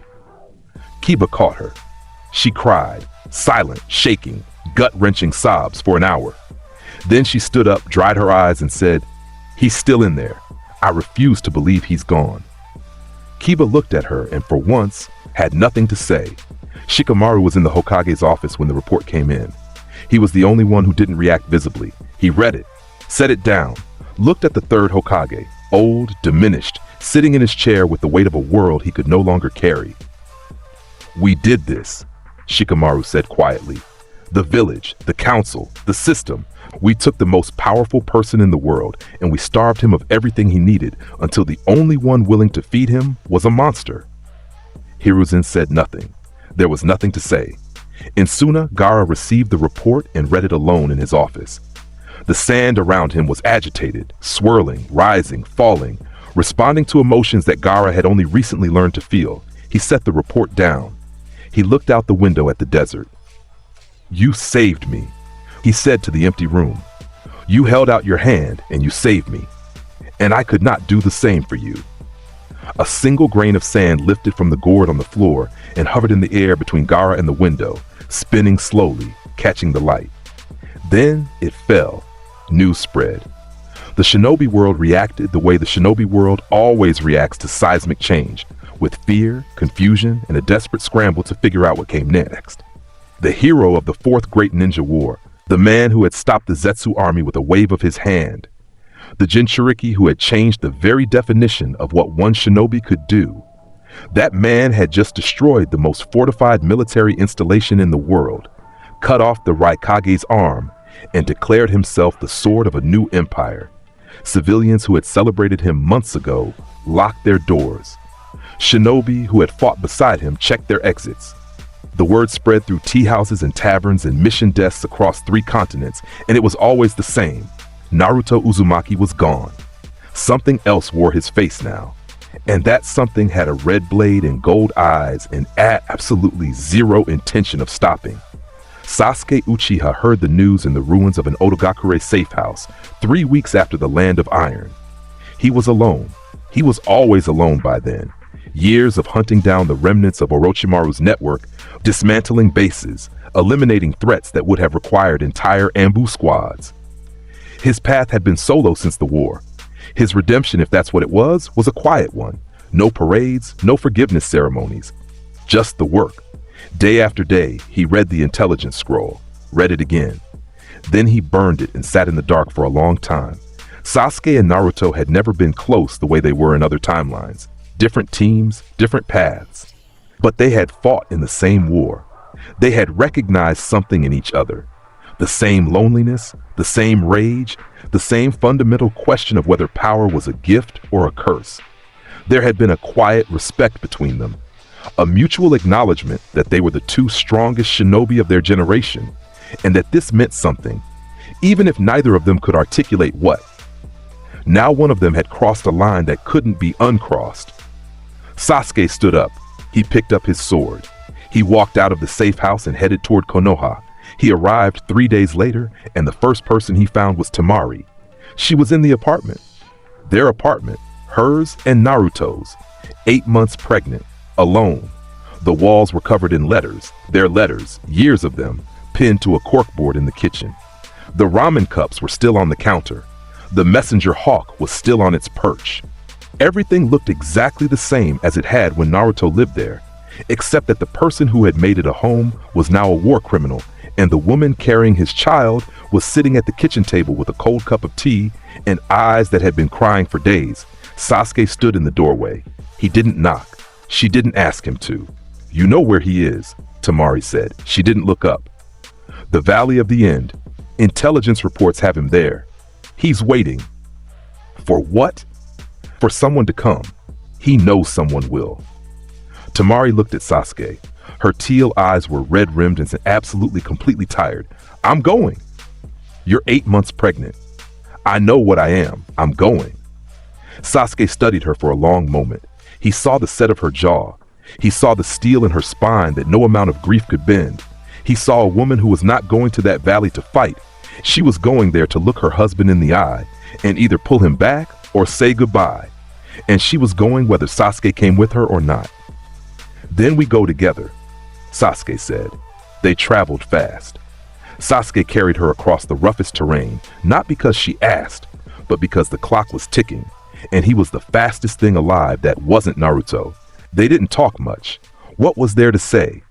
She loved Naruto. Sasuke understood Naruto.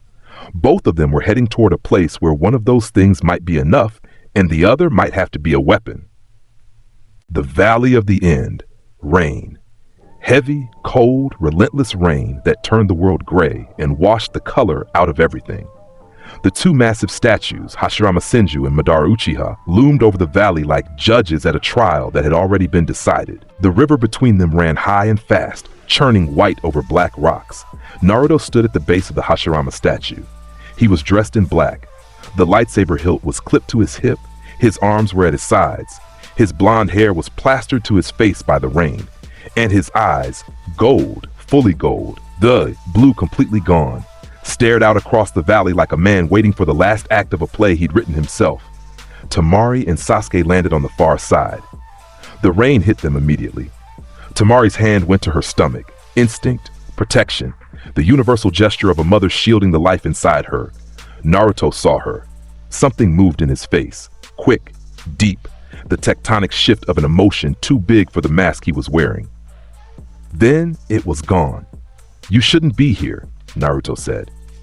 His voice carried across the water.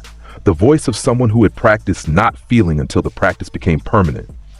And you shouldn't be standing in the rain like an idiot, but here we both are, Tamari said. She stepped forward. The river roiled between them. The rain pounded the rocks. Come home, Naruto. There is no home, not anymore. The Kage want Danzo's head. If they take him, everything he promised me, everything, Tamari, disappears. And you, I'm fine. The baby's fine. So now they cleared me. Your nightmares are real.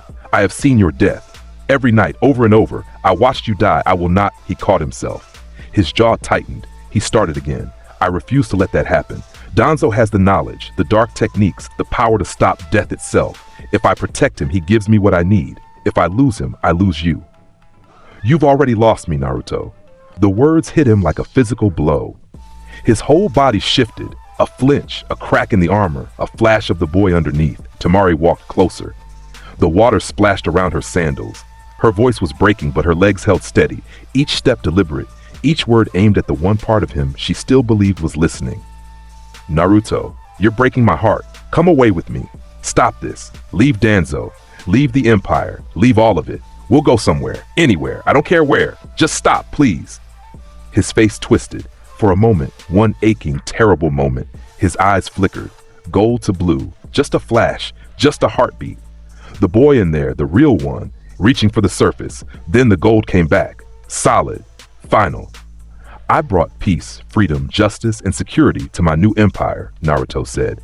His voice was steady now, rehearsed, like he'd been saying these words to himself for weeks until he believed them. I did it for you. Everything I have done, every line I have crossed, every person I have. He stopped, swallowed.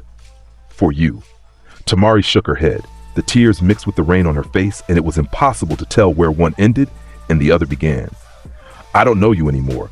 You're going down a path I can't follow. Because of what Sasuke has done to you. His voice cracked. The flat affect shattered, and underneath it was raw, unprocessed animal pain. His eyes snapped to Sasuke, standing behind Tamari, hand on his sword, Sharingan already active and spinning.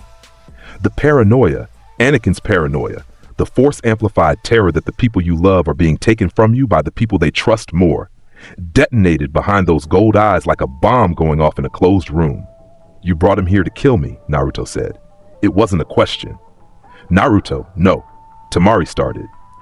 You've been talking to him, planning. While I was fighting for us, for our future, you went to him. I came because I love you, you absolute liar. The word exploded out of him and the valley shook. The river surged. The rain seemed to intensify, driven horizontal by a burst of telekinetic force that erupted from Naruto's body like a shockwave. Rocks lifted from the riverbed. The surface of the water rippled in patterns that had nothing to do with the wind. Naruto raised his hand, pointed it at Tamari, his wife, the mother of his unborn child, the one person in all the world who had made him feel human. Forced choke. Her feet left the ground. Her hands went to her throat. Her teal eyes went wide, not with fear, though the fear was there, with heartbreak, with the final devastating recognition that the man she loved was choking her, and the part of him that knew it was wrong was too deep under the gold to stop it. Let her go, Naruto! Sasuke screamed. He was already moving, sword drawn, Sharingan blazing, but he didn't attack. He couldn't, not while Tamari was hanging between them like a hostage in an argument that had become a war. Naruto's hand shook. His gold eyes were fixed on Tamari's face. Her lips were turning blue. Her feet kicked. Something inside him, something deeper than the Force, deeper than Anakin, deeper than Vader, something that was just Naruto, just the boy who wrote letters and ate ramen and loved this woman more than he loved breathing. That something grabbed his arm from the inside and wrenched it down. He dropped her. Tamari hit the ground. She gasped, ragged, desperate breaths. She curled around her belly, protecting the baby, coughing, crying, alive. Sasuke was beside her in an instant, pulling her back, putting himself between her and Naruto. Naruto stared at his own hand, the hand that had just choked his pregnant wife. The gold in his eyes was flickering again, gold to blue to gold, like two people fighting for control of the same face. Then the gold solidified, the flicker died, and when Naruto looked up at Sasuke, there was nothing left in his expression that resembled the person either of them had known. You turned her against me, Naruto said. His voice was quiet, Sasuke straightened, he pulled his sword. The Chidori came alive along the blade, screaming, crackling electricity that turned the rain to steam where it touched the metal. His Sharingan spun, reading, predicting, calculating. His face was stone, but his voice shook. Just once, just enough. You have done that yourself. Naruto stared at him. The rain pounded. The river roared.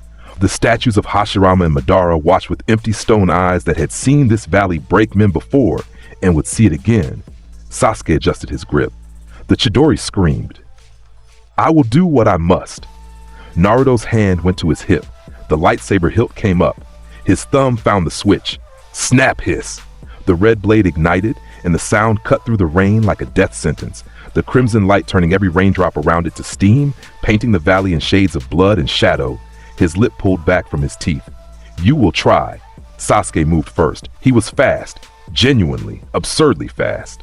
The Sharingan predicted Naruto's first swing before the muscles fired, and Sasuke was already leaning past the red blade, the Chidori sword coming up in a counterstrike aimed at Naruto's ribs. The blade crackled. Lightning and rain and raw killing intent. Naruto caught the Chidori sword on the lightsaber, and the impact split the air. The shockwave blasted outward, rain atomized, the river's surface dented like an invisible fist had punched it. The rock beneath their feet cracked in spiderweb patterns.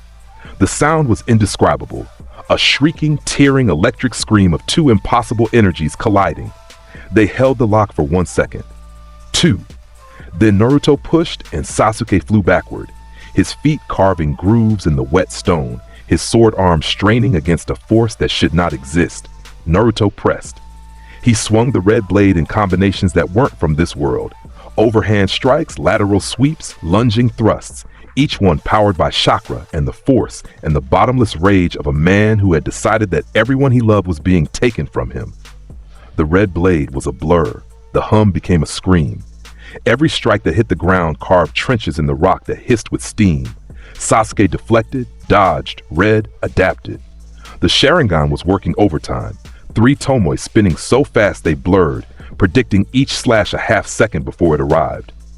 He used that half second perfectly. His footwork was flawless. His counter timing was inhuman. He was the most skilled swordsman alive, and he was using every fragment of that skill just to stay alive. It wasn't enough. Naruto raised his free hand mid-combo. Force push! The invisible wave hit Sasuke dead center and sent him skipping across the water like a stone. He rolled, recovered, came up standing on the river's surface, water walking, chakra anchored, just in time to see Naruto closing the distance already. Shadow clone jutsu. 3 clones materialized on the water around Sasuke.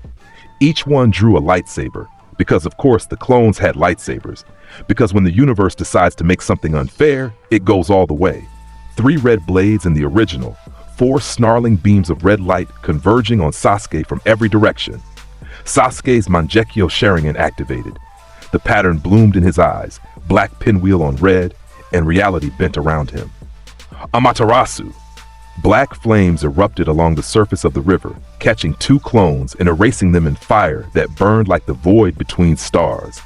The 3rd clone came from above, airborne, blade raised, and Sasuke met it with a rising Chidori that went through its chest and dispersed it in a burst of smoke and sparks.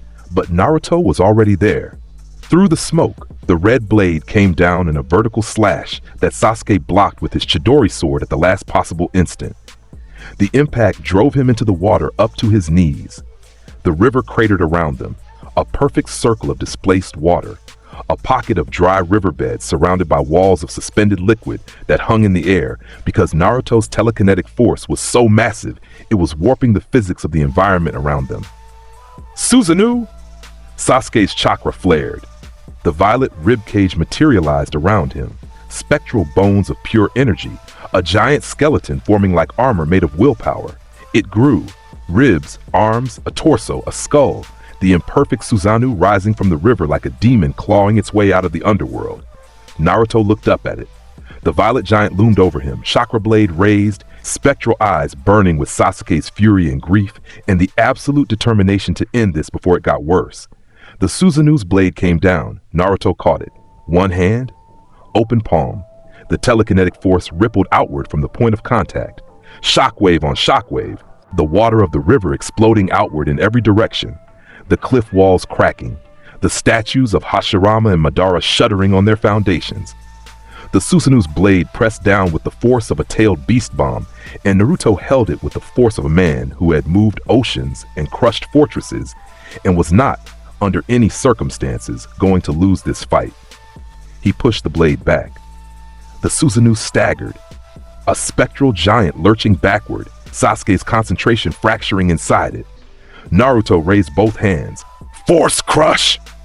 The Susanu's ribcage buckled, the spectral bones cracked, the entire construct, 30 feet of violet chakra and killing intent, compressed inward, collapsing, the armor crushing toward the man inside it. Sasuke screamed. He poured every ounce of chakra he had into maintaining the Susanu, and it wasn't enough. Naruto's power was apocalyptic. It was unfair. It was the weight of the Chosen One's full potential amplified by a Jinchuriki's chakra and driven by a fury that had been building across 2 lifetimes. The Susanu shattered. Sasuke fell. He hit the water hard, rolled, came up bleeding from his nose and mouth, his Mangekyo spinning erratically, his chakra reserves burning red on the edge of empty. The Chidori on his sword was flickering. His breathing was ragged. His body was done. But Sasuke Uchiha did not stay down. He never stayed down. It was the most infuriating thing about him, and also the most admirable, and right now it was the only thing between Naruto and complete victory. He stood, wiped the blood from his chin, raised his sword. Chidori streamed. Lightning erupted from his body in every direction, a web of electric death that turned the rain to steam and the river to a boiling channel of superheated water. It hit Naruto's telekinetic field and scattered, sparks and arcs of electricity grounding out against invisible barriers. But some of it got through. A bolt caught Naruto across the shoulder. He hissed. His concentration broke for half a second. Sasuke was inside his guard before the second was up. The Chidori sword came up in a slash aimed at Naruto's weapon arm. Naruto parried, red blade meeting electrified steel, but Sasuke was inside, too close for the long swings that the lightsaber favored. He drove a knee into Naruto's midsection, followed with an elbow to the jaw. Close quarters, dirty. Despero's head snapped to the side. Blood flew. He snarled, an animal sound stripped of language, and the force exploded outward from his body in an omnidirectional push that sent Sasuke flying again, farther this time, crashing into the base of the Madara statue hard enough to crack the stone. Sasuke slid down. He was hurt, broken ribs probably, damaged internal organs possibly. He should have been done. Anyone else would have been done. He stood up again. He looked at Naruto through the rain and the blood and the grief, and he did something that nobody expected. He deactivated the Chidori, sheathed his sword, and he started climbing. He climbed the Madara statue, hand over hand, chakra assisted, dragging his broken body up the carved stone face of the man who had once tried to enslave the world. He climbed until he stood on the statue's head, the highest point in the valley, 100 feet above the river, the rain pouring down around him like a curtain, the high ground. He stood there. The wind tore at his cloak. Blood ran from a cut above his eye and mixed with the rain. His Sharingan burned red in the gray light. Below him, Naruto stood at the river's edge, the red blade hissing, his gold eyes fixed upward. "It's over, Naruto," Sasuke shouted. His voice carried across the valley, raw, broken, absolute.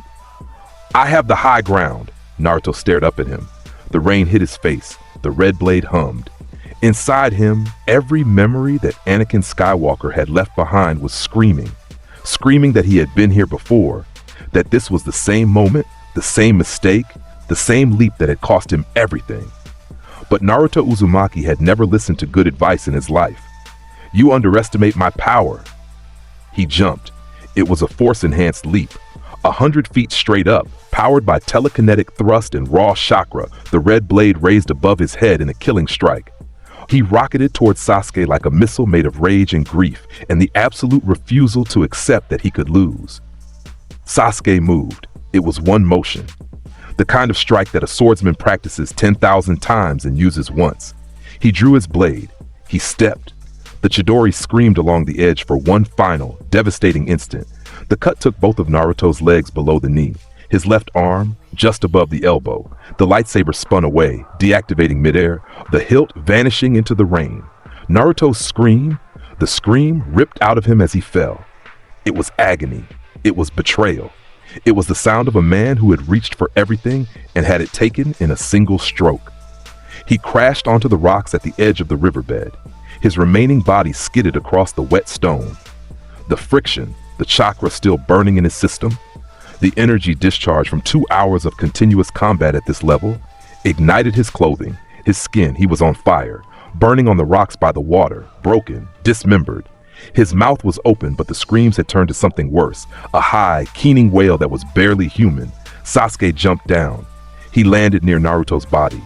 Not too close, close enough to see, close enough to be seen. The Sharingan was still active. His face was wet, rain and tears, indistinguishable, running down cheeks that were hollow with exhaustion and carved with something that would live in his expression for the rest of his life. He looked down at Naruto, at the stumps of his legs, at the arm that ended at the elbow, at the burns spreading across what was left, at the gold eyes, still gold, still burning.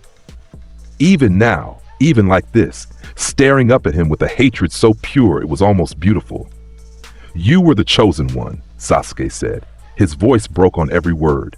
The steadiness, the cold precision, all of it was gone.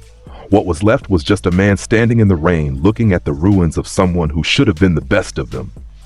"It was said that you would destroy the Sith, not join them." "I hate you!"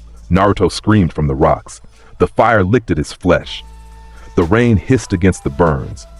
His one remaining hand clawed at the stone beneath him. His gold eyes were the only bright things in the entire valley, twin points of burning amber in a landscape of gray rain and black rock and blood. "I hate you!" Sasuke stood there. The rain pounded, the river roared, and he did the hardest thing he had ever done in a life that had been defined by hard things. He turned around. He walked to where Temari lay. She was conscious now, barely. Her breathing was shallow, her hands still on her stomach, her eyes half open and confused and terrified. Sasuke picked her up, gently, the way you carry something that is simultaneously the strongest and most fragile thing in the world. "Naruto," she whispered. "I know. Is he? He's alive." She looked over Sasuke's shoulder. Through the rain, through the distance, she saw the shape on the rocks, the fire, the gold eyes staring after them. "Don't look," Sasuke said. She looked anyway. She looked until the rain blurred everything into gray, and the sound of the river drowned out the screaming. Then she turned her face into Sasuke's shoulder, and she cried, silent, shaking. The kind of crying that comes from a place so deep it doesn't have a name. Sasuke carried her away. He did not look back. He couldn't. On the rocks, Naruto burned. The rain was not enough to put out the fire. The chakra residue in his system kept the flames going, low, persistent, consuming what was left of his skin, his clothing, his identity. The pain was beyond description, beyond language, beyond the capacity of any nervous system to process, so his body did what all bodies do when the input exceeds the capacity. It started shutting down. His vision went gray at the edges. The gold eyes dimmed. The screaming stopped, not because the pain stopped, but because his lungs no longer had the strength to produce sound. He lay on the rocks in the rain and the fire, and he felt himself dying. And in the dying, memories flooded in. Anakin, 9 years old, standing in a desert, looking at the stars. Anakin, 16, kissing Padme in a field of flowers while the wind carried petals around them. Anakin, 23, kneeling before a man in a dark robe, trading everything good in him for a promise that turned out to be a lie. Vader, 40, standing on the bridge of a star destroyer, watching a planet crack open below him, feeling nothing. Naruto, 7, waking from a nightmare in an empty apartment. Naruto, 12, offering his hand to Gaara. Naruto, 16, writing a letter to a girl in the desert. Naruto, 18, holding his wife, feeling the baby kick, believing for one perfect moment that everything was going to be okay.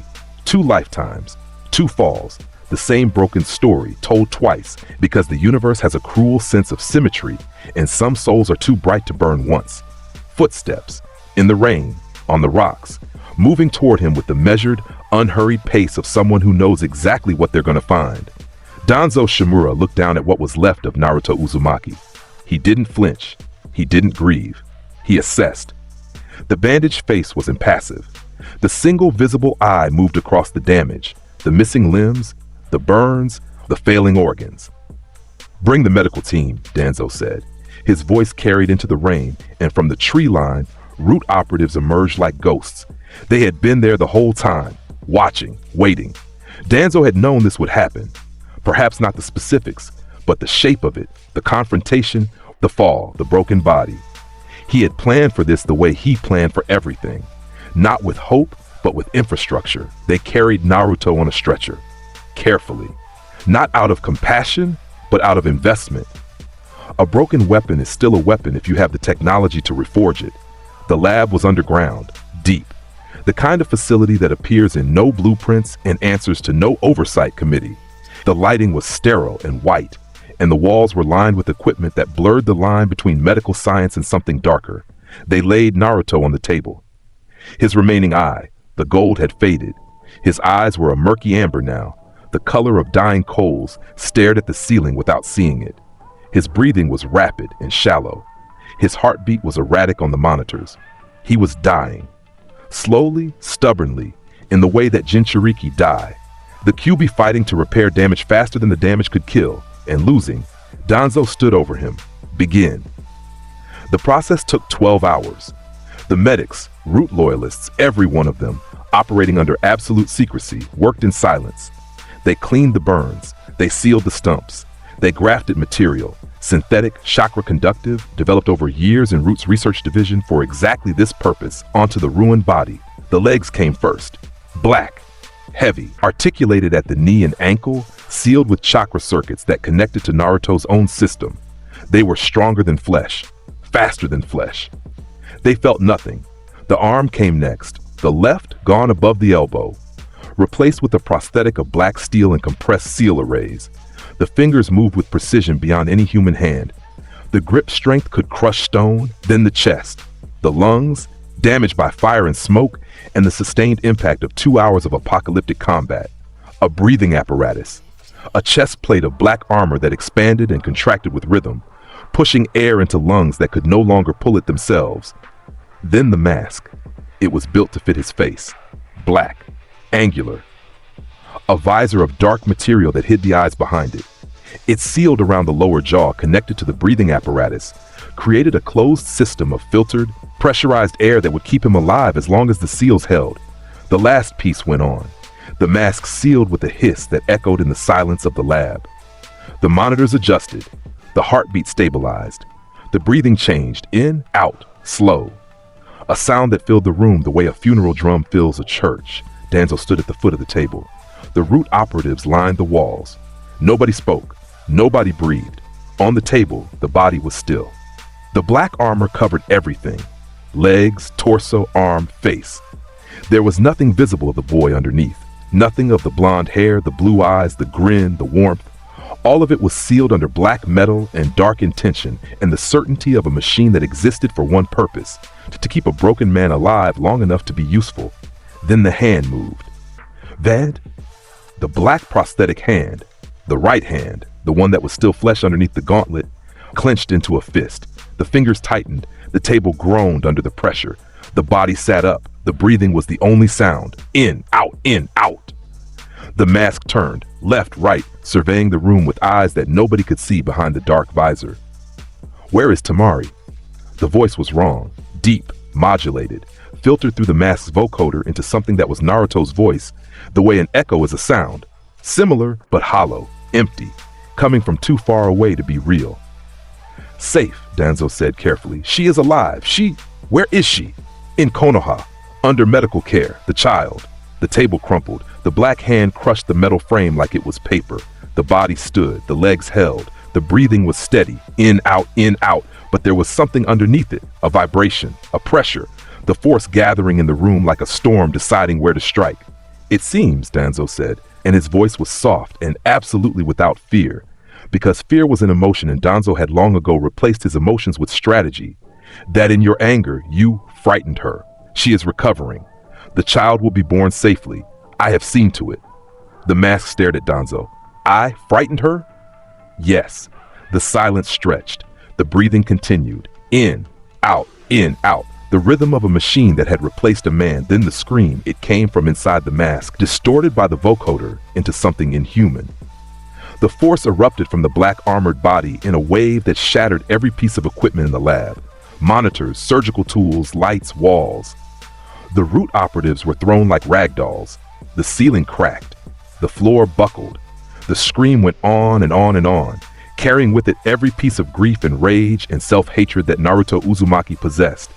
Amplified by the force, amplified by the QB, amplified by the ghost of a man who had stood in a different lab on a different world and screamed the same scream when he was told the same lie.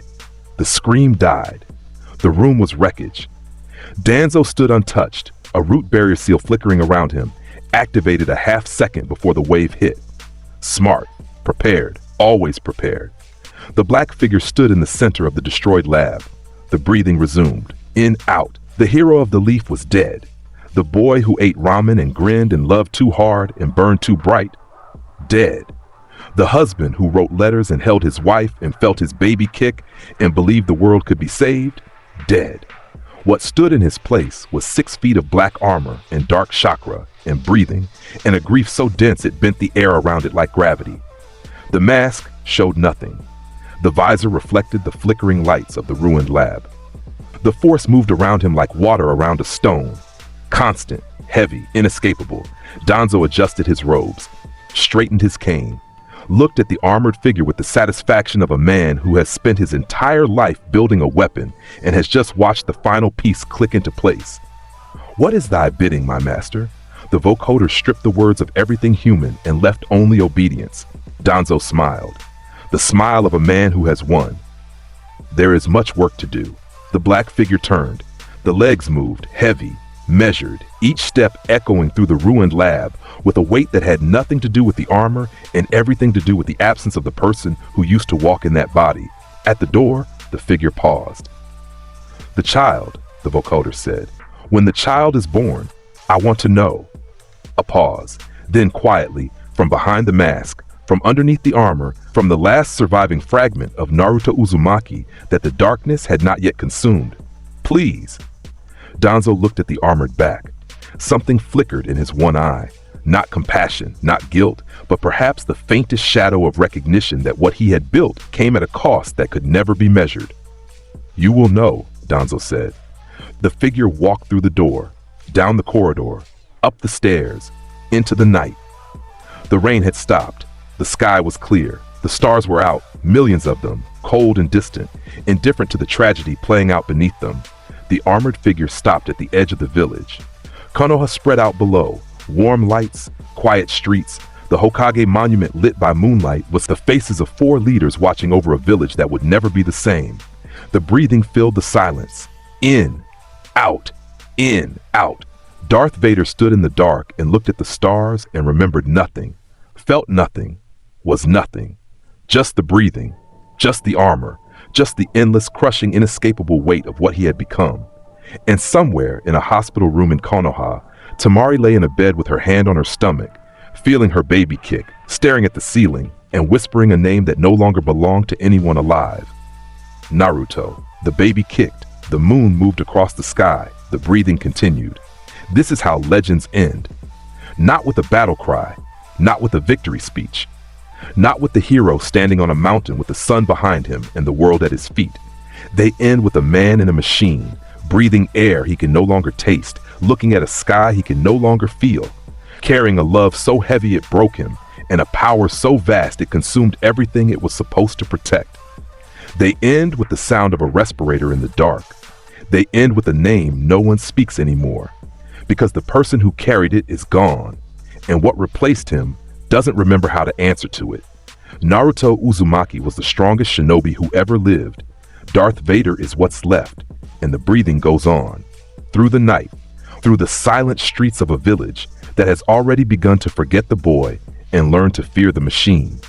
Through the corridors of Root's underground network, where operatives move in shadows and speak in codes, and every one of them keeps one ear tuned to the sound of that respirator. Because when the breathing gets closer, you either have orders or you have a problem.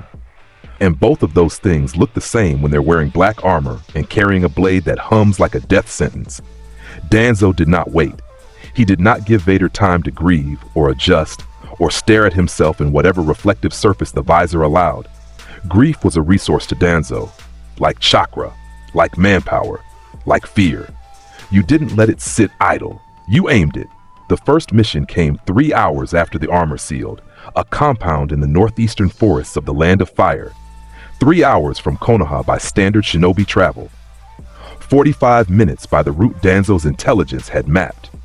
The compound belonged to a faction of loyalist shinobi, former retainers of the Fire Daimyo, men and women who had served the feudal government for generations and were now refusing to acknowledge Danzo's restructured authority.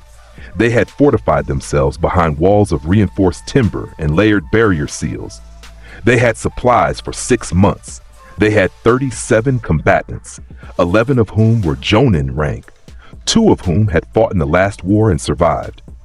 They had a plan to hold out until the other Kage mobilized a response. They had approximately 9 minutes to live. They just didn't know it yet. Danzo delivered the orders standing in the dim light of the corridor outside the lab. His voice was flat, conversational, the tone of a man discussing the weather or the price of rice. The compound must be destroyed, the occupants eliminated, all of them. No witnesses, no survivors, no messages sent. The world must learn what resistance looks like. The black visor turned toward him. The breathing was steady. In, out. It will be done. The vocoder stripped the words of everything except obedience and finality. Vader walked past Danzo. The heavy legs struck the stone floor with a rhythm that would become, over the months that followed, the most feared sound in the shinobi world. Each step was a statement. Each step said, "I am coming, and there is nothing you can do about it." The compound guard spotted him at 200 meters. A single figure moving through the trees at a walking pace, black against the green and brown of the forest. They sounded the alert, 3 sharp blasts on a signal horn that echoed through the compound and brought every fighter to their stations in under 30 seconds. Exactly the kind of response that would have mattered against any other threat. The barrier seals activated. Blue light shimmered across the compound walls, a layered defense system designed by the daimyo's own seal masters, capable of absorbing B-rank jutsu and deflecting physical projectiles. The Jonin took positions along the perimeter. Weapons drawn, chakra flowing, ready. Vader stopped at the gate. He stood there for 3 seconds. The breathing filled the silence between the compound and the forest. Then his right hand went to his hip. Snap hiss! The blood-red blade erupted into the night air.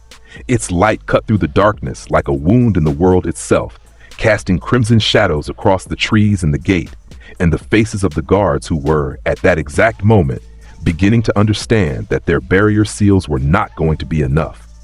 Vader raised his left hand. The barrier shattered. The blue light didn't flicker or fade.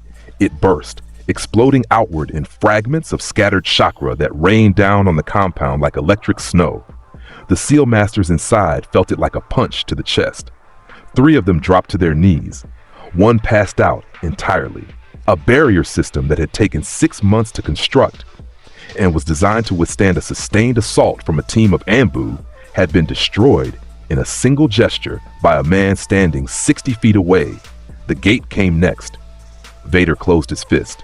The reinforced timber buckled inward, the entire gate structure folding on itself like a fist closing around paper, the wood shrieking as it compressed, the metal hinges snapping, the crossbars bending until the whole thing collapsed into a pile of splintered wreckage that Vader stepped over without adjusting his stride.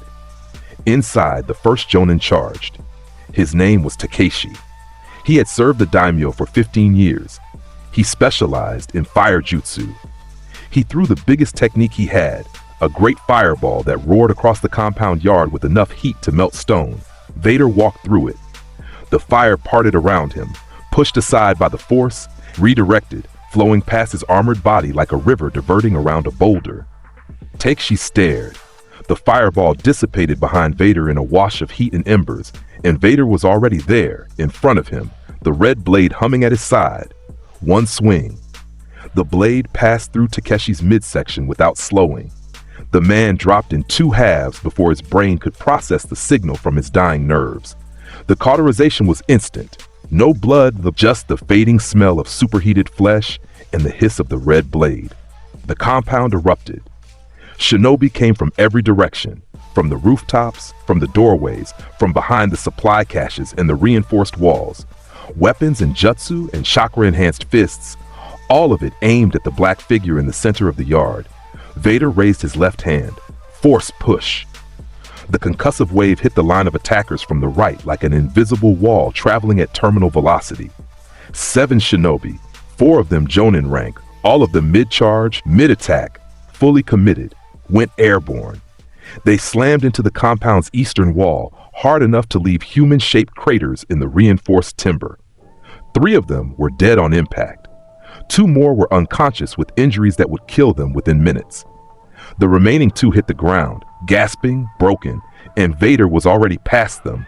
A Chunin dropped from the roof behind him with a Tanto aimed at the gap between the helmet and the chest plate. Smart. A sensor type, she had identified the seam in the armor and committed to a precise strike. Her form was perfect. Her timing was flawless. Vader caught her by the throat without turning around. The force wrapped around her neck like a vice, and her feet left the ground. She hung in the air behind him, her eyes bulging, her tanto clattering to the stone, her hands clawing at the invisible grip on her windpipe. Force choke. He said it without emotion, without anger, without even particular interest. The woman's struggles weakened. Her feet kicked slower. Her hands dropped to her sides. Then the vertebrae separated with a crack that echoed off the compound walls, and her body went limp. And Vader dropped her the way you drop something you finished using. He kept walking. The compound's inner hall was where the leadership had gathered. 5 senior officers, the compound commander, his 2 lieutenants, and 2 advisors who had been former Anbu. They stood behind a long table covered in maps and intelligence reports, weapons drawn, faces set with the kind of grim determination that comes from knowing you're about to die and deciding to do it with your boots on. The red blade hummed. The breathing was steady. In, out. The commander stepped forward. He was an old man, late 50s, gray-haired, a scar across his jaw from a mission that had gone wrong 20 years ago, and right in ways that mattered more. He had served the Fire Daimyo since he was 16. He had been in 3 wars. He had buried friends and enemies, and the distinction between those 2 categories had blurred for him decades ago.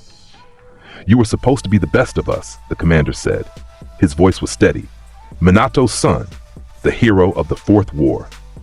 And now you walk in here and kill my people for a man like Danzo Shimura." The visor regarded him. The breathing continued. "I have brought peace, freedom, justice, and security to my new empire," Vader said. The vocoder made the words land like stones dropped into a still pond. Heavy. Final. Generating ripples that traveled outward in every direction and disturbed everything they touched. "Your new empire?" The commander's grip tightened on his blade. "This isn't an empire. It's a grave. And you're the one digging it." The commander attacked. He was fast for his age. Genuinely fast. His body remembering the speed of younger years when everything mattered enough to put your whole self into a single strike. His blade came up in a rising cut aimed at the lightsaber hilt, trying to disarm instead of kill. Because even now, even facing this, some part of him still saw a kid from Konoha behind that mask. Vader parried. The red blade met the steel, and the steel ceased to exist from the point of contact upward, the katana dissolving into sparks and molten droplets as the chakra blade burned through it. The commander's eyes went wide. His hands held a hilt attached to nothing. Vader drove the pommel of the lightsaber into the commander's chest. The old man flew backward, hit the table, and crashed through it, maps and intelligence reports scattering like dead leaves. He hit the far wall, slid down, tried to breathe, couldn't. The 2 lieutenants came at Vader from opposite sides, coordinated, textbook pincer movement. The one on the left wielded a chain weapon, a weighted kusarigama that he whipped around in a pattern designed to bind and restrict. The one on the right had a straight sword and a style built on economy. Short, efficient strikes, no wasted motion. Vader raised both hands. The chain weapon stopped mid-swing, the weighted end hanging in the air like a dead thing. The lieutenant on the left stared at it. Then the chain reversed, snapping back toward its wielder with every ounce of force it had been thrown with, wrapping around his own neck with a speed that turned the weighted end into a strangling collar. He dropped, thrashing, hands tearing at the chain that was now tightening under its own momentum. The lieutenant on the right lunged. His sword thrust was clean and committed and aimed directly at the visor. Vader caught the blade between two armored fingers. The lieutenant pulled. The sword didn't move. He pulled harder. Nothing. He might as well have been trying to pull a nail out of bedrock with his teeth. Vader pulled the sword out of the man's grip with a flick of his wrist, spun it in the air using the force, and drove it through the lieutenant's chest without touching it. The man looked down at his own sword buried to the hilt in his sternum, blinked twice, and died on his feet. The two former Anbu were the last. They were good, genuinely good, the kind of operatives who had survived careers in the shadows by being smarter and faster and more ruthless than anything they'd been sent to kill. They moved in perfect sync, one high and one low, attack patterns that had been drilled into them until the timing was muscle memory and the coordination was instinct. Vader deactivated the lightsaber, clipped it to his hip, raised both hands. Force crush. The air around the two Anbu compressed. They were 3 feet apart, and suddenly neither of them could move.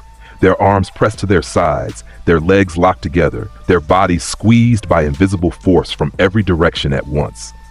The first one's ribs cracked audibly. The second one's armor caved inward, the reinforced plating folding like it was made of aluminum, pressing into the body beneath it with a pressure that no human frame was built to withstand. They dropped. The compound was silent. Vader stood in the center of the destroyed hall. The breathing filled the space the way smoke fills a room. Slow, pervasive, inescapable. The commander was still alive against the far wall, gasping, his hand pressed to his broken ribs, watching the black figure with eyes that held no more fight in them. Vader looked at him. The visor reflected the flickering light of a torch that was still burning on the wall. Then he raised his hand. The commander lifted off the ground, his back pressed against the wall. His feet dangled, the invisible grip tightened, the commander's eyes bulged. His mouth opened. No sound came out. 3 seconds. Then the body went limp. Vader released it. It crumpled to the floor like a puppet whose strings had been severed all at once. He walked out of the compound. Behind him, he raised one hand without turning around. Force push! The concussive wave hit the compound's central support structure, the main timber column that held the roof of the Great Hall and anchored the entire building's architecture. The column shattered. The roof came down. The walls followed. A cascade of collapsing timber and stone that buried everything inside under tons of wreckage. The fire started on its own.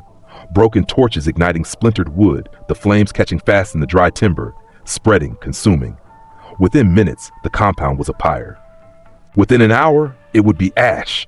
Vader stood at the tree line and watched it burn. The orange light reflected off the black armor. The flames moved like something alive, something hungry, something that had been waiting for permission to eat.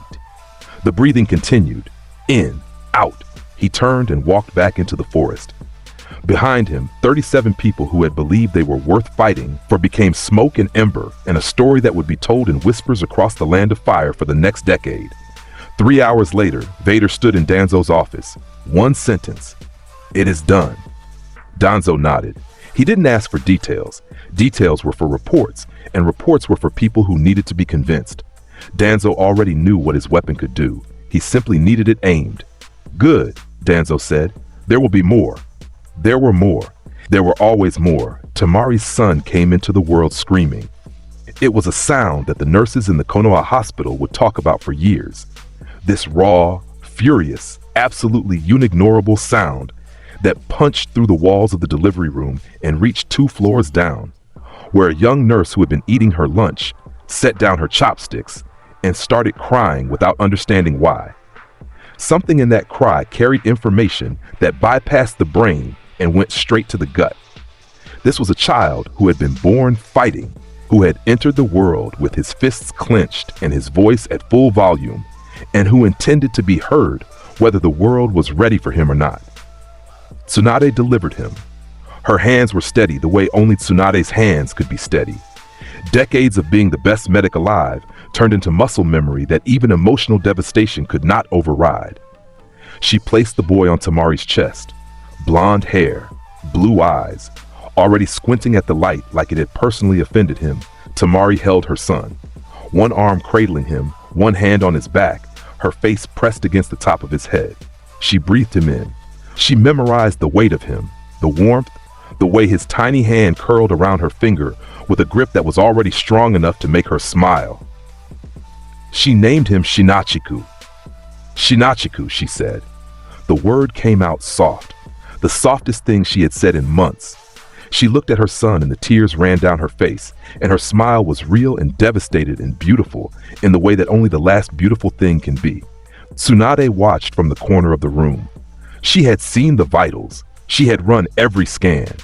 Physically, Tamari was fine. The delivery had been complicated but clean, and the recovery trajectory was standard. The body was healing. But Tsunade had been a medic for 40 years, and she knew what the machines couldn't measure. She knew that the body and the will were connected by threads so fine that no instrument could see them. And when those threads snapped, the body followed. And there was nothing in any medical text, in any library, in any nation that could fix it. She looked at Tamari holding her son, and she knew. Tamari knew too.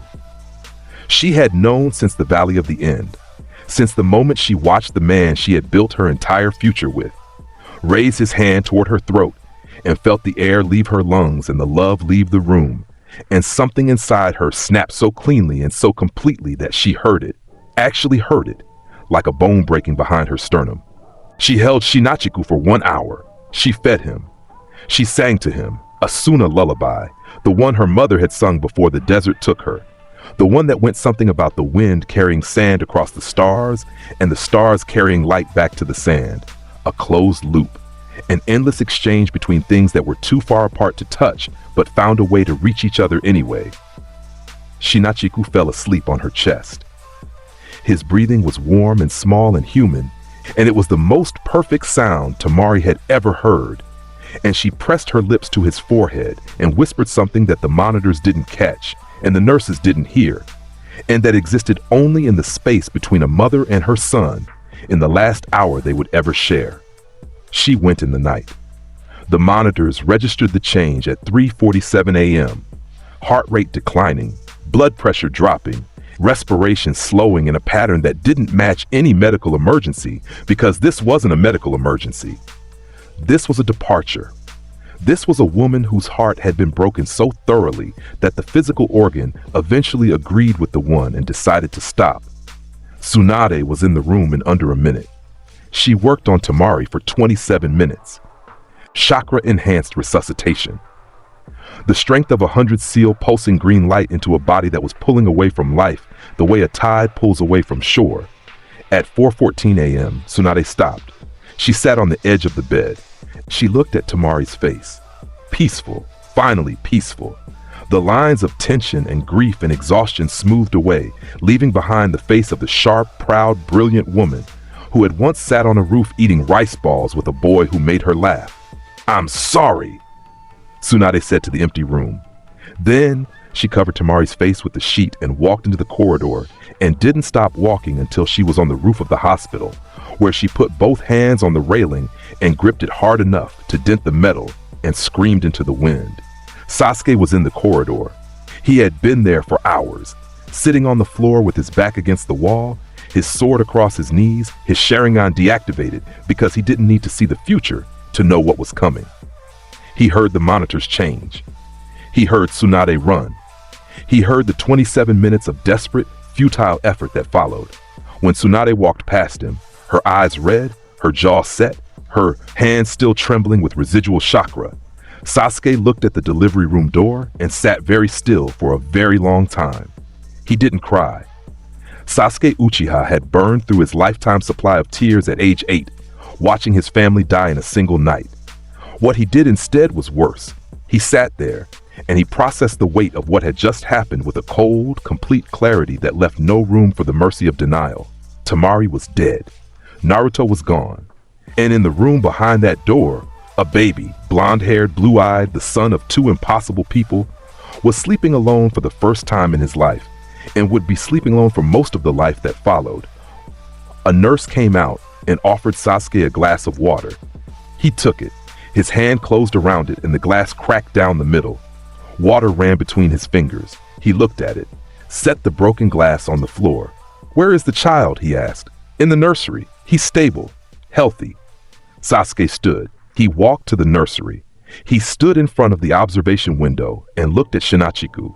Tiny, furious even in sleep, his fists still clenched, like he was ready to fight the world the moment he opened his eyes.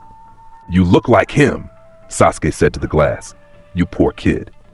He stayed there until dawn. Vader was 80 miles away when she died. He was walking through the wreckage of a border outpost that had refused Danzo's authority. Bodies on the ground, walls still smoking. The red blade recently deactivated and cooling on his hip. A routine assignment. The kind of thing that barely registered anymore against the constant low hum of violence that had become his daily existence. He felt it. The force shuddered. Something tore. Something deep. Something fundamental. Something woven into the fabric of reality itself. A thread that had connected him to another living being since the first letter she ever sent. Since the first time she laughed on a rooftop in Konoha. Since the first time he kissed her on a bridge and a bench levitated because his heart was doing things his power couldn't contain. That thread severed. He stopped walking. The breathing continued, obedient to the machine's programming. But underneath the breathing, underneath the armor, underneath the layers of grief and rage and dark purpose that Danzo had stacked on top of the person who used to exist inside this shell, something collapsed. Something final. The last wall between Vader and the total darkness fell like a building demolition. Controlled, complete, raising a cloud of dust that would take years to settle. He stood in the wreckage of the outpost for 11 minutes. He didn't move. The breathing was the only sign he was alive. The root operatives watching from the perimeter exchanged glances but said nothing, because saying something to Vader when the air around him felt like this was the kind of decision that ended careers and, on occasion, lives. Then he finished the mission. He always finished the mission. He reported to Danzo. He received his next assignment. He executed it. He reported back. The cycle continued. Hours became days. Days became a week. The world kept turning and the breathing kept going, and Vader moved through the new empire like a blade being drawn across a map, cutting everywhere Danzo pointed, leaving silence and wreckage in his wake. The first time he visited the grave was 9 days after she died. Konoha's civilian cemetery sat on a gentle hill near the eastern edge of the village, where the buildings thinned out and the forest crept close. It was a quiet place. Old trees, worn paths, headstones that ranged from elaborate monuments to simple markers depending on who was buried and how much the people who buried them could afford to care. Tamari's stone was simple, gray granite. Her name, her dates, and a small fan symbol etched below the text, Suna's crest, because no matter how long she had lived in Konoha, the desert had made her, and the desert was in everything she was. Sasuke had arranged it. He had paid for it. He had stood at the graveside with Shinachiku in his arms, while the dirt was placed and the stone was set, and he had said nothing, because there was nothing in any language that covered this. Vader came at 3 in the morning. The village was asleep. The streets were empty. The breathing preceded him through the darkness like a pulse.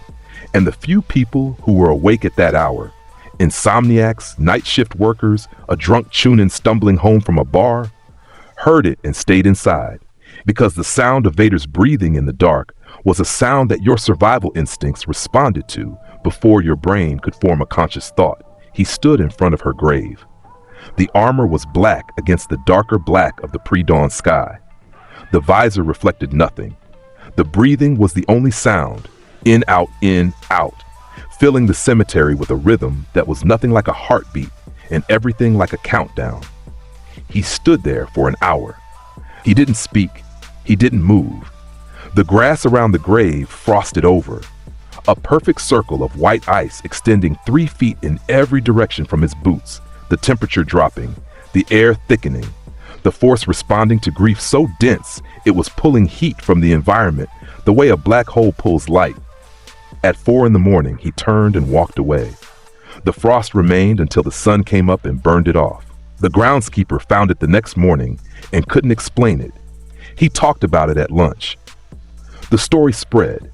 Within a week, the families who lived near the cemetery had started calling the area haunted. They weren't wrong, just not in the way they thought. The second visit was 5 days later. Same time, same silence, same frost. The same hour of standing in the dark with nothing to offer and nothing to say. Because the person who needed to hear it was underneath 6 feet of Konoha earth, and the person who needed to say it was underneath 6 inches of black armor, and neither of those barriers was coming down. The third visit, a groundskeeper saw him. The man had been working late, replanting a section of the path that had been damaged by rain, and he looked up, and there was Vader. 6.5 feet of black armor and breathing, standing motionless in the moonlight, the visor angled down toward a simple gray headstone. The groundskeeper dropped his tools and ran. He told his wife. His wife told the neighbors.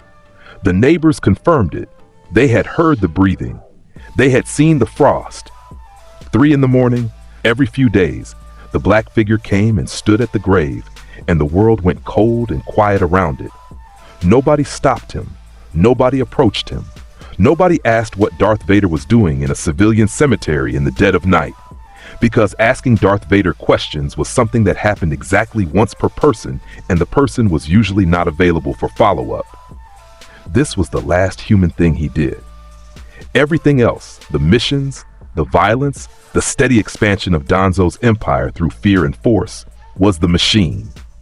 The armor doing what armor does, protecting the thing inside it while simultaneously crushing it. But the grave visits were something else. They were a man standing in the ruins of his own life and looking at the evidence and refusing to look away, because looking away would mean it wasn't real. And if it wasn't real, then she wasn't real, and she was the most real thing that had ever happened to him. And he would rather carry the pain of her absence than lose the truth of her existence.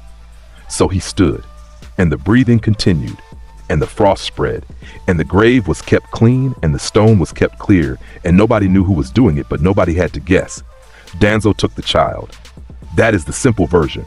The complex version involved paperwork, root protocols, a formal petition to the Emergency Governance Council that Danzo had installed as window dressing for his authority, and a 12-page custody assessment that concluded with the kind of bureaucratic certainty that only exists when the conclusion has been written before the assessment begins, that the child of Naruto Uzumaki and Tamari of the Sand was a ward of the state and would be raised under the protection and supervision of Konoha's security apparatus.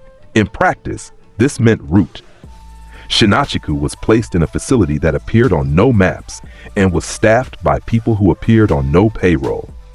His handlers were root operatives, trained in child development the way Root trained everything, with the emotional warmth of a technical manual and the underlying assumption that the product being developed was fundamentally a product. They fed him. They clothed him. They began his physical conditioning at 2, his chakra sensitivity training at 3, his academic education at 4. By 5, the handlers were nervous. The boy was strong, absurdly strong. His chakra reserves were already approaching Genin level. His physical reflexes were so fast that the training exercises designed for his age group had to be recalibrated 3 times. And there was something else, something the handlers noted in their reports with the careful, understated language of people who are describing something that frightens them, but whose job description does not include the word frightened. The boy could move things, small things at first. A cup sliding across a table when he reached for it, a ball changing direction in midair when he threw it, a training dummy rocking on its stand when the boy frowned at it from across the room. The handlers tested him, placed objects at increasing distances, measured response times, documented the phenomenon with the exhaustive precision that Root demanded. The results were consistent. The boy had telekinetic ability. Weaker than his father's by orders of magnitude, but present, growing, and completely untrained. He moved things when he was frustrated. He moved things when he was scared. He moved things when he was angry, which was increasingly often, because Shinachiku had inherited his mother's intelligence and his father's stubbornness, and the combination of those 2 traits in a child being raised by emotionless operatives in an underground facility produced a friction that was impossible to contain. He asked questions, constantly. Where is my mother? Who was my father? Why do I live here? Why can I do things other people can't? Why does everyone look at me like I'm something they have to be careful around? The handlers deflected, redirected, gave answers that were technically true and practically useless, and Shinichiku absorbed them and discarded them and asked the same questions again the next day with different words that were harder to deflect. By 7, he stopped asking the handlers. He started asking the walls. By which I mean he started talking to the air, to the dark, to the invisible presence he had felt watching him since he was old enough to feel anything at all. Because Vader knew where his son was.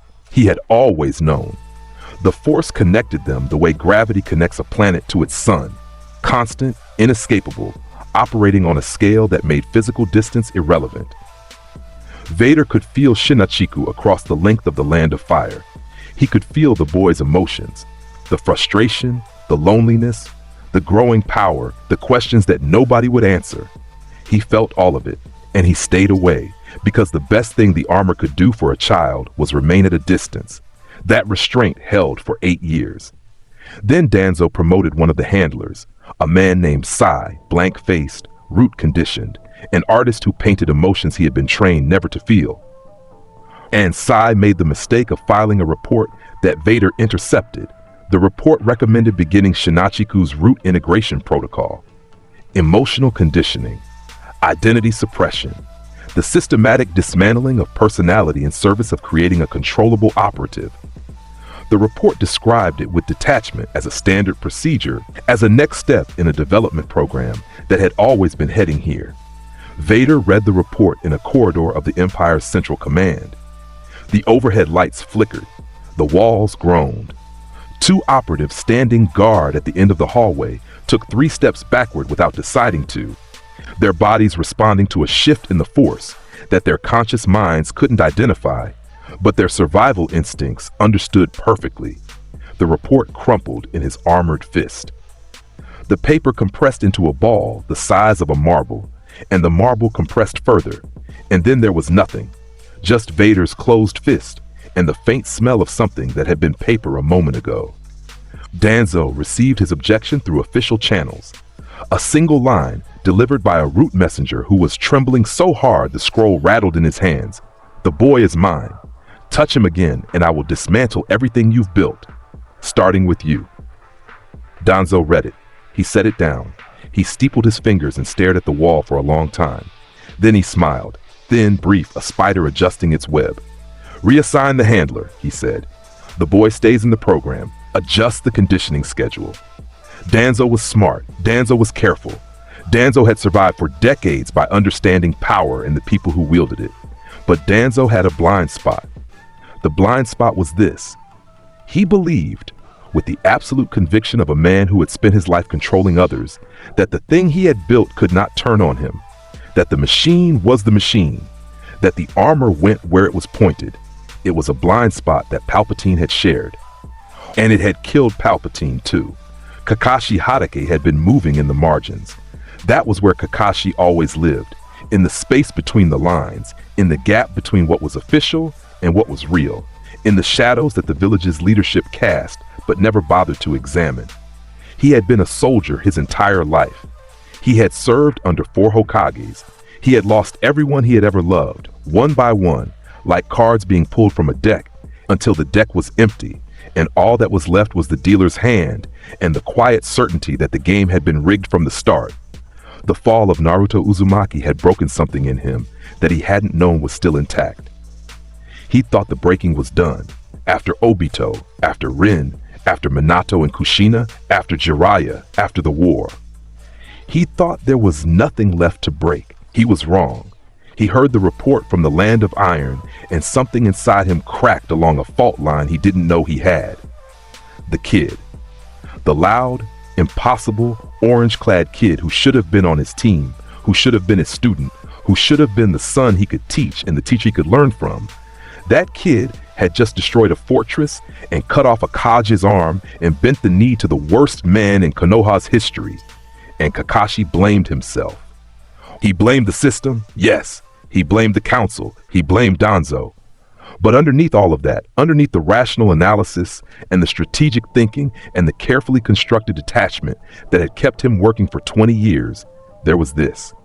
Minato-sensei's son had fallen, and Kakashi had been standing right there the whole time, and he had done nothing. So he started doing something. For 2 years, Kakashi gathered intelligence, quietly, carefully, moving through the shadows of Danzo's empire the way a leaf moves through a river, carried by the current, invisible, drawing no attention. He reconnected with contacts from his Anbu years. He tracked Vader's movements, mapped his patterns, identified the moments where the armor was furthest from Danzo's direct control. He studied the force abilities, the telekinesis, the choking, the pushing, the crushing, and tried to find weaknesses. He found none. Every angle of attack had a counter. Every strategy required more firepower than any individual shinobi possessed. Every plan ended with the same conclusion. Vader was, by any measurable standard, unstoppable. Kakashi made the plan anyway, because this was never about winning. This was about Obito. This was about Rin. This was about Minato standing on top of the Hokage monument the day Naruto was born, holding his son, telling Kakashi that the boy would change the world.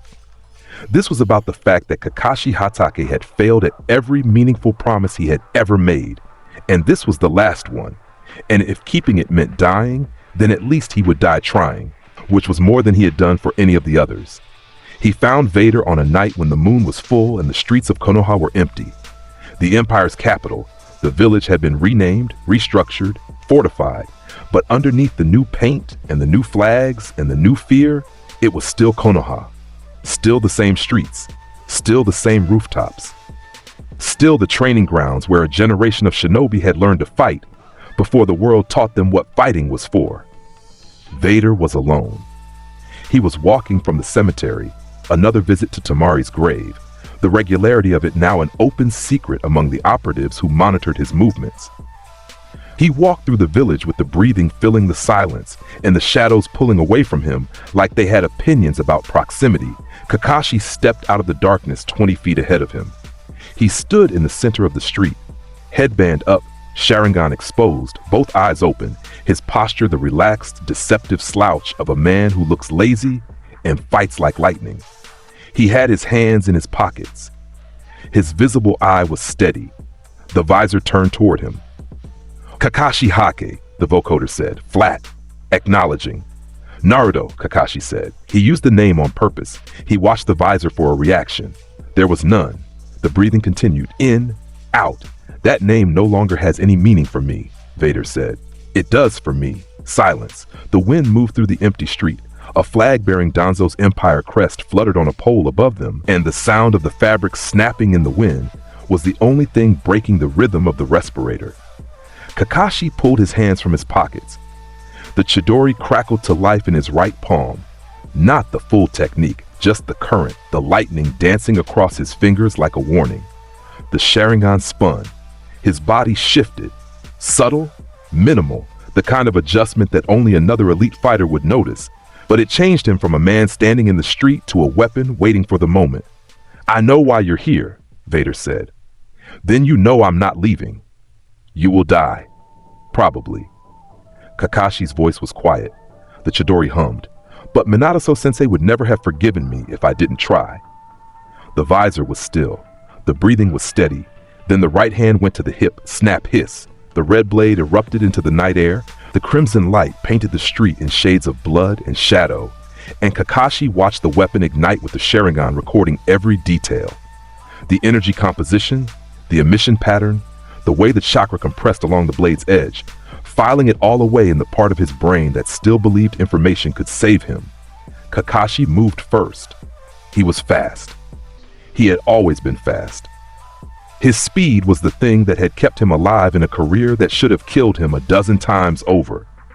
He blurred forward, body flicker, the standard technique elevated to an art form by a man who had been using it since he was 6. The Chidori screamed in his hand.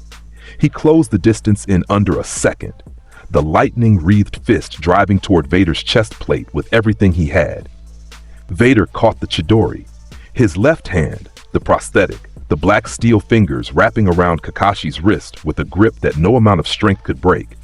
The lightning crackled against the armored palm, arced across the gauntlet, grounded out harmlessly into the armor's seal network. The impact rocked Vader back half a step. Half a step. The most anyone had moved him in months. Kakashi's Sharingan widened. In that fraction of a second, he saw the opening. Vader's torso was slightly turned, the right side exposed, the lightsaber arm still at his side. Kakashi twisted, drove his knee into the armored midsection. The impact jarred his own leg, the armor absorbing the blow like it was padded with steel wool, and simultaneously yanked his Chidori hand free by substituting with a shadow clone. The clone detonated. Smoke and force and the momentary disruption of visual tracking. Kakashi was already behind Vader, a kunai in each hand, lightning release channeled through both blades, slashing in a cross pattern aimed at the seams of the armor. The neck, the underarms, the gaps between plates where the suit was weakest. Vader spun. The red blade sang. One slash bisected both kunai, the metal melting, the lightning dissipating, Kakashi's hands suddenly empty. Vader's free hand came up and the force followed it. Force push. Kakashi launched backward. He hit the front of a building hard enough to crack the facade and leave a body-shaped impression in the plaster. The impact drove the air from his lungs. He fell, landed on his feet, barely, and tasted blood in his mouth. Cracked ribs, at least 2, maybe 4. He straightened, wiped the blood from his lip. The Sharingan was still spinning. Earth release, dark swamp. He slammed his hands to the ground. The street beneath Vader's feet turned to liquid, a pit of dense, chakra-infused mud that dragged at the heavy armor, pulling the legs downward, anchoring them in place. It held Vader for 1.7 seconds. Then the force erupted from his body in an omnidirectional wave that blasted the swamp apart, mud and stone and debris flying outward in every direction. Vader rose from the crater, untouched, the red blade humming, the breathing unchanged. Kakashi was already in the middle of his next technique. Water release. Water dragon jutsu. The water from the shattered swamp gathered, spun, formed, a massive serpentine construct of pressurized water that roared across the gap between them with enough force to carve through stone. Vader raised one hand. The water dragon hit his palm and split, 2 streams diverting around him, crashing into the buildings on either side, flooding the street, but leaving Vader standing in the center of the impact zone completely dry. The force redirected the entire construct the way a boulder redirects a river, by simply being too solid, too absolute, too immovable to argue with. Kakashi was panting. The Sharingan was burning chakra faster than he could sustain it. The cracked ribs were grinding with every breath. He was losing, and the Sharingan told him so. Every prediction, every calculated future, every simulated outcome ended the same way. He attacked anyway. Raikiri. The evolution of the Chidori, purer, stronger, the technique of a lifetime, concentrated into a single point of screaming lightning that Kakashi had used to cut through mountains and end S-rank threats and protect the people he swore to protect. He drove it forward with everything he had left. Speed, chakra, the last reserves of a body that was running on loyalty and grief, and the absolute refusal to die without making this matter. The Raikiri met the red blade. The collision was violent. Lightning and the red energy of the lightsaber tore at each other, screaming, crackling, the air between them ionizing, the ground beneath the impact point cracking into a spiderweb of fissures that radiated 30 feet in every direction. For a moment, one blinding, impossible moment, they were even. Kakashi's technique against Vader's weapon, the sum of one man's genius against the dark side of another man's soul. Then Vader pushed, one step forward, the lightsaber driving the Raikiri back. Kakashi's arm buckled, his feet slid. The lightning flickered, faltered, and died. Vader's free hand came up. The invisible grip closed around Kakashi's throat. His feet left the ground. His body rose, 3 feet, 4 feet, 5, until his masked face was level with the visor, and the only sound in the street was the hum of the red blade and the breathing and the strangled, thinning rasp of a man fighting for air through a constricting windpipe. Kakashi's Sharingan stared into the visor. His hand went to his throat. Instinct, useless, the body fighting what the mind had already accepted. His visible eye was wide. His feet kicked. Once. Slower. Then he stopped struggling. His hand dropped from his throat. His body went still. The Sharingan kept spinning, but slower now. the tomoe dragging through their rotation like they were moving through honey instead of air. His mouth moved behind the mask. The words came out thin, barely audible, squeezed through a throat that was being closed by invisible fingers. Your father would have been so proud of who you were. The visor was still. The breathing continued. In, out, and so sorry for what you've become. The words hit something deep, below the armor, below the machine, below the layers of grief and rage and conditioning that Danzo had stacked on top of the person who used to live in this body. The words went down and found the boy who had sat in Iruka's classroom and dreamed about being Hokage. And for one fraction of 1 second, the grip loosened. Then it tightened again. The vertebrae separated with a sound like a branch breaking in a silent forest. Kakashi Hatake's body went limp. His arms hung, his legs stilled. The Sharingan stopped spinning and stared at nothing, the tomoe frozen in their final position like a clock that had run out of time. Vader held him there for 3 more seconds. Then he lowered the body to the ground. Gently, the armored hands placed Kakashi on his back on the wet stone of the street, and the gentleness of it was worse than the killing had been, because it meant something inside the armor still recognized what it had just done, and chose to do it anyway. Vader straightened. The lightsaber deactivated with a descending hiss. He clipped it to his hip. He stood over Kakashi's body in the rain-slicked street, the breathing steady, the visor reflecting the dim light of the fires he had started in the buildings. The water dragon had damaged. He stood there for 11 seconds. Longer than he had stood over any kill since the armor went on. Then he walked away. The legs carried him into the darkness. The breathing faded with distance. The street was empty except for the body and the water and the silence. In the morning, Guy found him. He had been searching all night. He dropped to his knees beside his rival's body, and the sound he made was something that human vocal cords were never designed to produce. A howl that started in his chest and came out as grief so pure it was almost rage. And the people who heard it from their homes pulled their children close and closed their windows and pretended they couldn't hear the strongest taijutsu master in the world crying over his dead friend. Guy buried Kakashi next to Obito. He put the orange book in the grave because it belonged there. He stood at the memorial stone and added the name and touched the carved letters and made a promise that he would never be able to keep, because the person he would have made it to was standing in an armored suit somewhere on the other side of the village, breathing through a machine, having already forgotten the sound of the man he just killed. The news spread. Kakashi Hatake, the copy ninja, dead. Killed by Darth Vader. The shinobi world absorbed it the way it had absorbed every other atrocity of the past 2 years, with horror that was becoming habit and grief that was becoming exhaustion and a growing, terrible numbness that settled over the hidden villages like snow. In a safe house outside the borders of the Land of Fire, Shikamaru Nara received the intelligence report and read it in silence. He set it down. He looked at the map on the wall, pins marking resistance positions, red lines marking Vader's known routes, black X's marking the locations where people who had tried to stop him had been found. Troublesome, he whispered, but the word was empty now. A reflex, a relic from a time when problems could be solved by thinking hard enough, and the worst thing in the world was being asked to do something when you'd rather be watching clouds. Shikamaru lit a cigarette. He smoked it down to the filter. Then he put another pin in the map and started planning again. There were others. After Kakashi, the kills came in a rhythm that had nothing to do with battle and everything to do with momentum. Vader moved through the resistance like fire through dry forest, steady, unstoppable, consuming everything in his path without slowing down. Might Guy came next. He came because Kakashi was dead and because Guy had made a promise at the memorial stone. And because Might Guy, for all his absurdity and his youth speeches and his sunset genjutsu, was a man who kept his promises even when keeping them was a synonym for dying.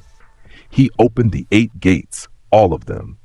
The full sequence, one by one, his body flooding with power that transcended what human physiology was designed to contain. The gate of death, the final gate, the one that turns a man into a god for a few minutes and turns a god into a corpse. His skin flushed red. Steam erupted from his pores. His speed became something that existed outside the framework of normal combat. He was there and not there and everywhere at once, a crimson blur that hit like a meteor. Guy's first punch connected. The impact cratered the earth for 100 meters in every direction. Vader's armor buckled, the chest plate denting inward, the seals flickering, the breathing stuttering for one beat. One beat. The first time the rhythm had been disrupted since the armor went on. Guy screamed.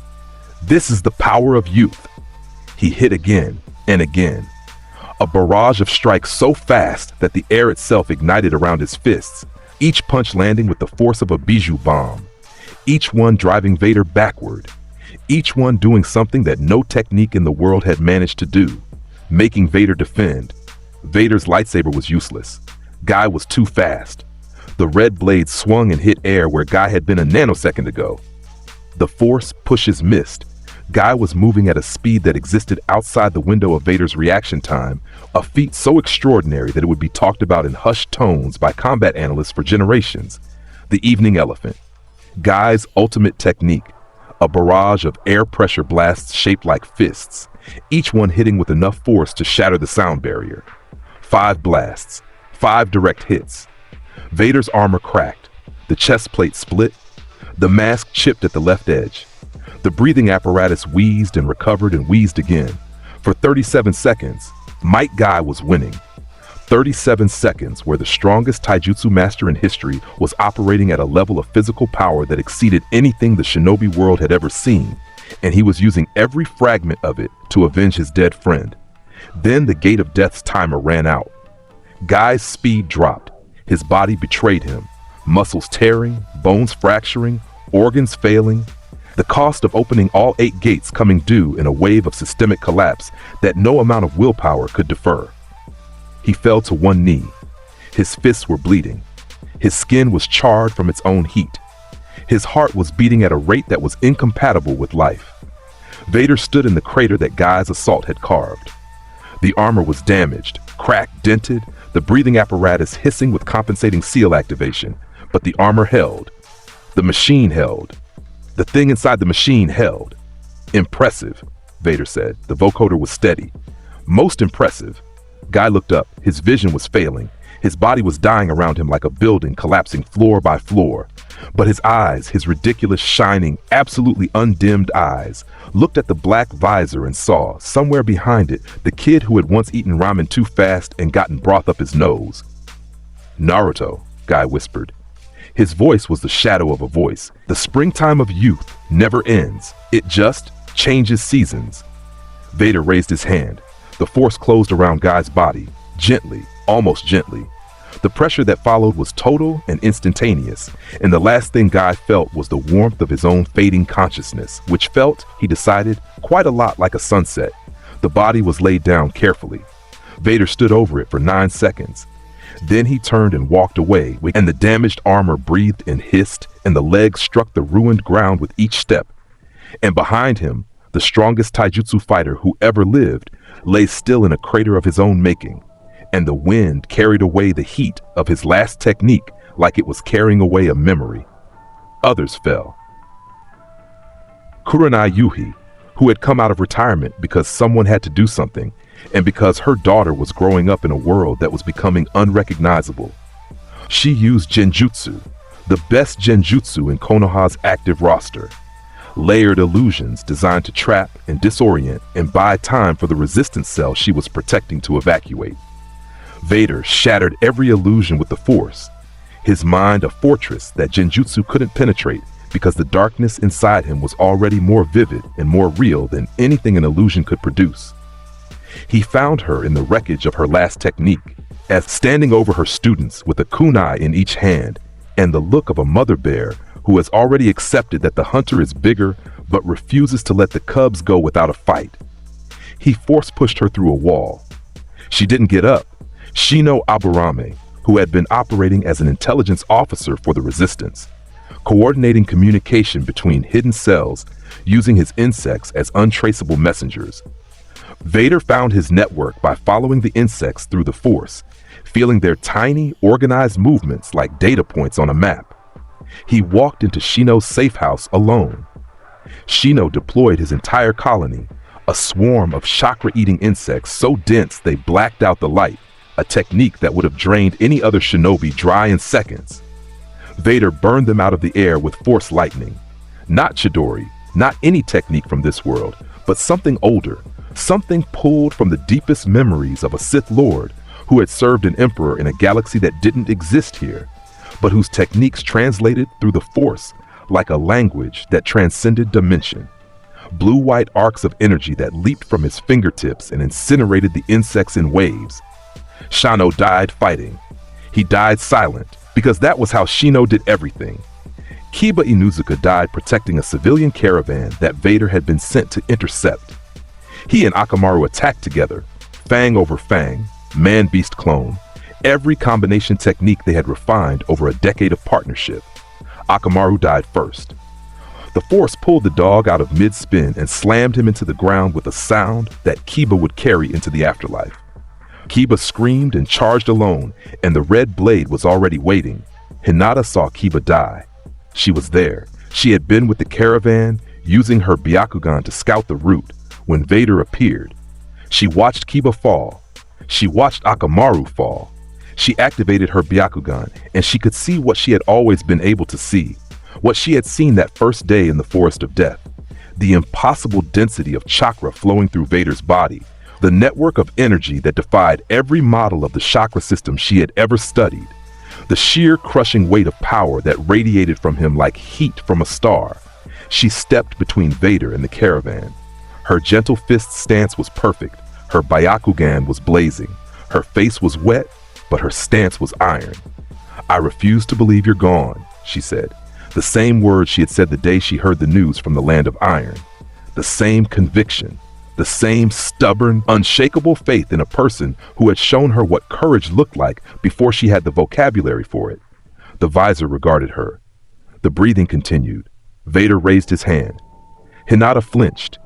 The tiniest flinch, a tremor in the iron stance, because her body remembered what that hand could do, even if her will refused to acknowledge it. Force push. The wave hit her and she flew backward, hit a tree, and slumped to the ground. The Byakugan deactivated. Her eyes closed. She was alive, unconscious, bruised, several ribs cracked, but alive. She was the only one he didn't kill that day. The caravan's guards died. The resistance fighters embedded in the convoy died. Kiba died, but Hinata lived and nobody could explain why, and Vader offered no explanation. The resistance reports noted it. A single anomaly in a pattern of absolute lethality. Shikamaru read the report and stared at it for a long time and said nothing, because some things you don't analyze. Some things you just hold on to. Danzo's empire grew. It spread across the elemental nations like a shadow cast by a tower that kept getting taller. The land of fire was the center. The other nations fell into orbit around it. Some willingly, most through force, all of them understanding that the alternative to compliance was a visit from the armored figure who breathed like a machine and carried a red blade that hummed like a funeral. The 5 Kage system collapsed. Gaara held Suna as long as he could, using diplomacy, using the alliances Tamari had built before her death, using his own reputation as the reformed Jinchuriki who had been changed by Naruto's kindness. But even Gaara could not hold against what Naruto had become. The Kazekage's guard was killed during a border incident that Danzo had engineered. Suna's council capitulated. Gaara bent the knee, publicly, formally, in front of the assembled village, and the sand around his feet was still for the first time anyone could remember, because even the sand knew when the fight was over. Gaara asked Vader one question during the formal surrender. He said it quietly, so only the two of them could hear. "Was any of it real? When you saved me? When you gave me hope? Was any of it real?" The visor was still. The breathing was steady. Then, very quietly, in a voice that the vocoder couldn't quite flatten, "All of it." Gaara's jaw tightened. He turned and walked away, and the sand rose around him for a moment, a protective spiral, a habit, a reflex from a different life, and then settled again. Vader watched him go. The breathing continued. The Raikage, the one Vader had already taken an arm from, refused to surrender. He fortified Kumogakure.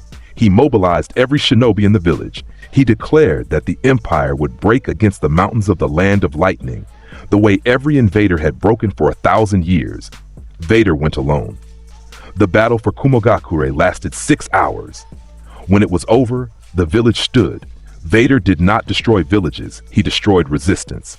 But every shinobi who had raised a weapon against him was dead or broken or had thrown down their arms and walked away. The Raikage fought him in the center of the village, armless now, using only his lightning release armor and the raw, desperate fury of a man who had already lost everything that mattered. The fight was brave. The fight was spectacular. The Raikage's speed was extraordinary. Even armless, he was fast enough to generate afterimages, his body a blur of lightning-wrapped muscle that hit like a natural disaster. It lasted 4 minutes. Vader caught him with a force choke that lifted him above the village, visible to every person who was watching from their windows and doorways and hiding places. The Raikage hung in the air above his own village, his lightning armor flickering, his body straining, his face twisted with defiance that had nowhere left to go. "Be careful not to choke on your aspirations," Vader said. The vocoder made the words land like stones. He dropped the Raikage, alive, beaten, conquered but breathing, because dead Kage create martyrs and beaten Kage create compliance, and Vader had learned from Danzo the difference between the two. Year by year, the Empire solidified. Vader moved through it like a shadow that had learned to walk, always present, always watching, always the implied threat behind every law and every edict and every quiet reminder that the alternative to obedience was a sound like snap hiss in the dark. And through all of it, the grave. The 5th visit. The 10th. The 30th. The 100th. Each one different. Each one the same. The black figure standing in the cemetery at 3 a.m, the breathing filling the silence, the frost spreading around his feet like the earth itself was grieving. Once, only once, he spoke. It was the 37th visit. A night when the stars were the same stars that had watched him burn at the Valley of the End. The same stars that had watched Anakin burn on a volcanic planet.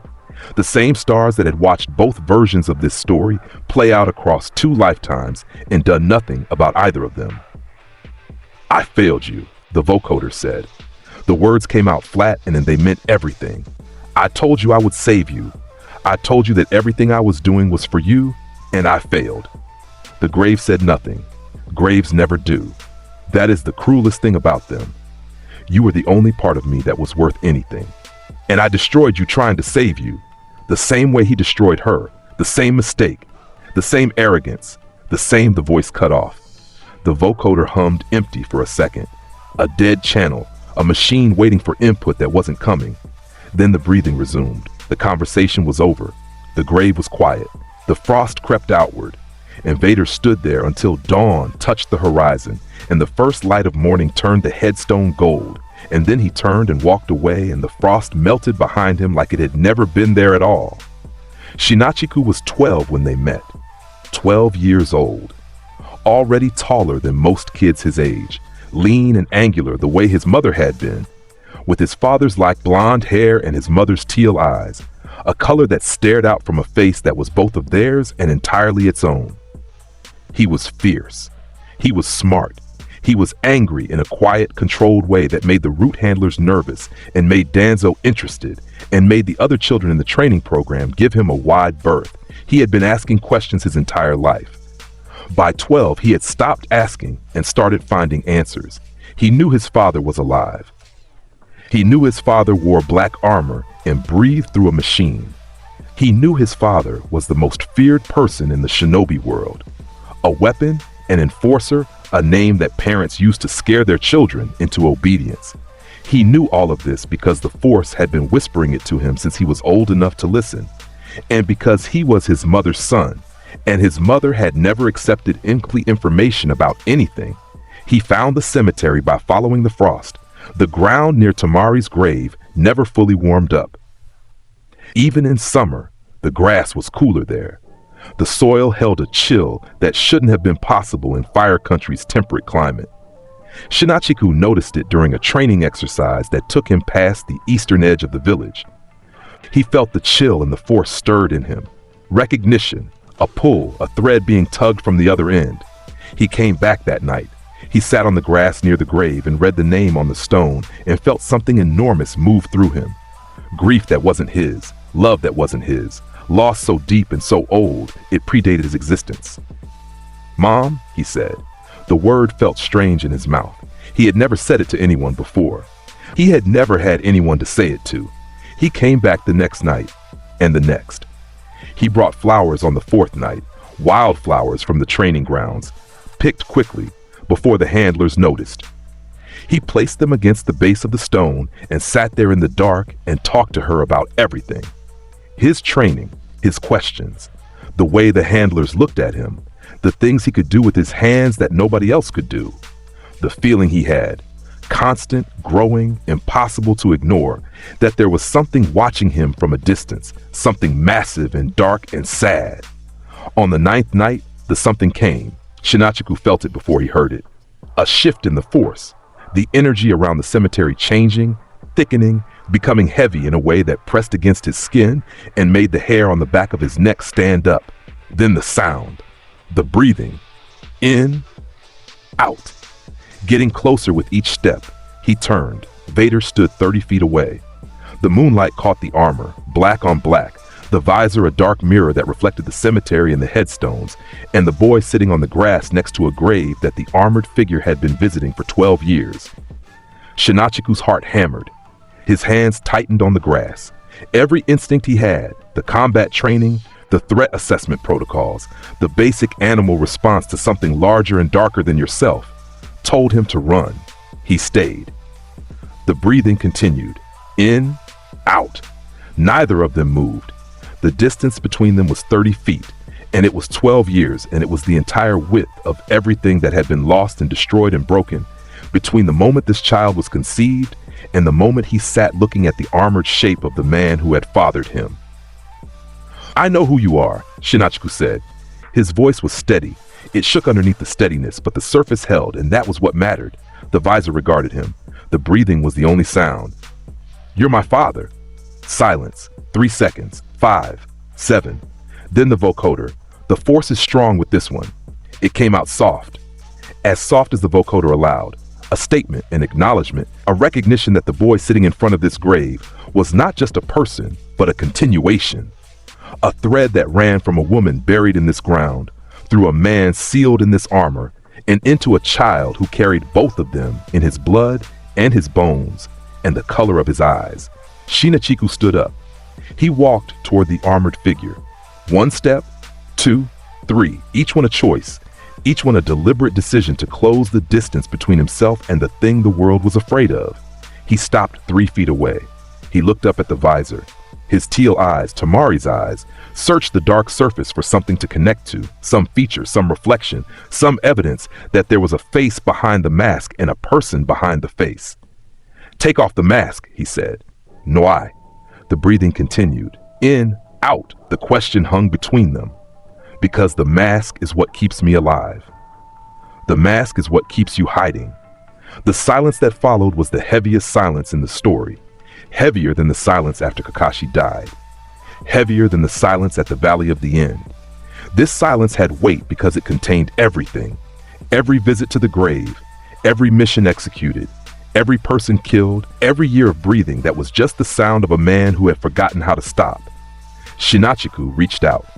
His hand, 12 years old, thin-fingered, calloused from training, touched the chest plate of the armor. The black steel was cold. The breathing vibrated through it. "I feel you," the boy said, "through the force. I felt you my whole life, watching me, checking on me. You think I don't know, but I do. Every night, every mission, every time something scares me or hurts me, you're there, in the distance, like a shadow that's afraid to come close." The visor was still. "I'm here now," Shinachiku said. "You don't have to stand in the distance anymore."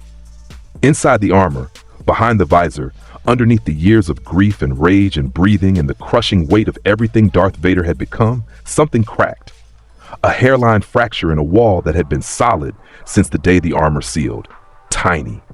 Almost invisible. The kind of crack that, on its own, means nothing, but water finds cracks, and light finds cracks, and sons find the cracks in their fathers, because that is what sons are for. Vader's armored hand rose. Slowly, the black fingers, the prosthetic left, the gauntleted right, hovered near the boy's shoulder, hesitated. The hesitation lasted 3 full seconds, which was longer than Vader had hesitated about anything since the Valley of the End. Then the hand settled on Shinachiku's shoulder, heavy, gentle. The armored fingers resting on the boy's collarbone with a pressure that was barely there, like the hand was afraid that pressing harder would break something. They stood like that in the cemetery for a long time. Father and son, the armored figure and the boy, the breathing and the silence, the grave between them, holding the name of the woman who would have known exactly what to say and was not there to say it. After a while, Shinachiku said, "She would have been proud of you." The breathing faltered, just for a beat, just a stutter in the rhythm. In, in, out. A crack in the machine's consistency that lasted less than a second, but contained more than any word the vocoder had ever produced. Then the rhythm steadied. The hand remained on the boy's shoulder. The frost spread around both of them, and the stars looked down, and the grave was quiet, and something in the force, something older than both of them, something that remembered a boy in a desert and a woman in a field of flowers, and a promise that had been broken and broken and broken again, settled. Just slightly. Like a storm that was still a storm but had decided, for now, to hold back the worst of it. They walked home together through the dark. 3 months later, Danzo made his move. The intelligence came to Shinachiku first. Not through official channels, not through reports or briefings, but through the network of contacts he had been quietly building since he was 10. The boy was his mother's son in this regard. He understood information the way a craftsman understands tools, and he had been gathering it with the same precision Tamari had once brought to wind calculations. The intelligence was this: Danzo had initiated Protocol 17, a route directive that existed on paper as a contingency assessment. In reality, it was a conditioning program, the same conditioning program that had been recommended for Shinachiku 5 years ago, the one Vader had shut down with a threat that had made the walls of the Empire's Central Command groan. Danzo had reactivated it, quietly, without Vader's knowledge. The handlers had been replaced with specialists. The training schedule had been modified. The first phase of emotional conditioning, the systematic dismantling of attachment, empathy, and individual identity, was set to begin within the week. Danzo wanted Shinachiku as a weapon, the next weapon, the replacement for the current one. Because Danzo was old and the armor was damaged, and the man inside it was showing cracks that even Danzo's strategic mind could not fill with violence and missions and the relentless forward motion of Empire. The successor had to be controlled. The successor had to be shaped. And the best time to shape something was before it was strong enough to resist the shaping. Shinachiku found his father in the command center, the building that had been the Hokage Tower and was now the administrative heart of Danzo's empire. The same rooms, the same halls, the same view of the village from the top floor, but everything repainted and reflagged and reorganized until it felt like a different building wearing the skin of the old one. Vader was standing at the window. The breathing filled the room. He turned when the boy entered. The visor tracked his son's movement with the subtle head tilt that Shinachiku had learned to read as attention. Protocol 17, Shinachiku said. He laid the intelligence on the desk between them.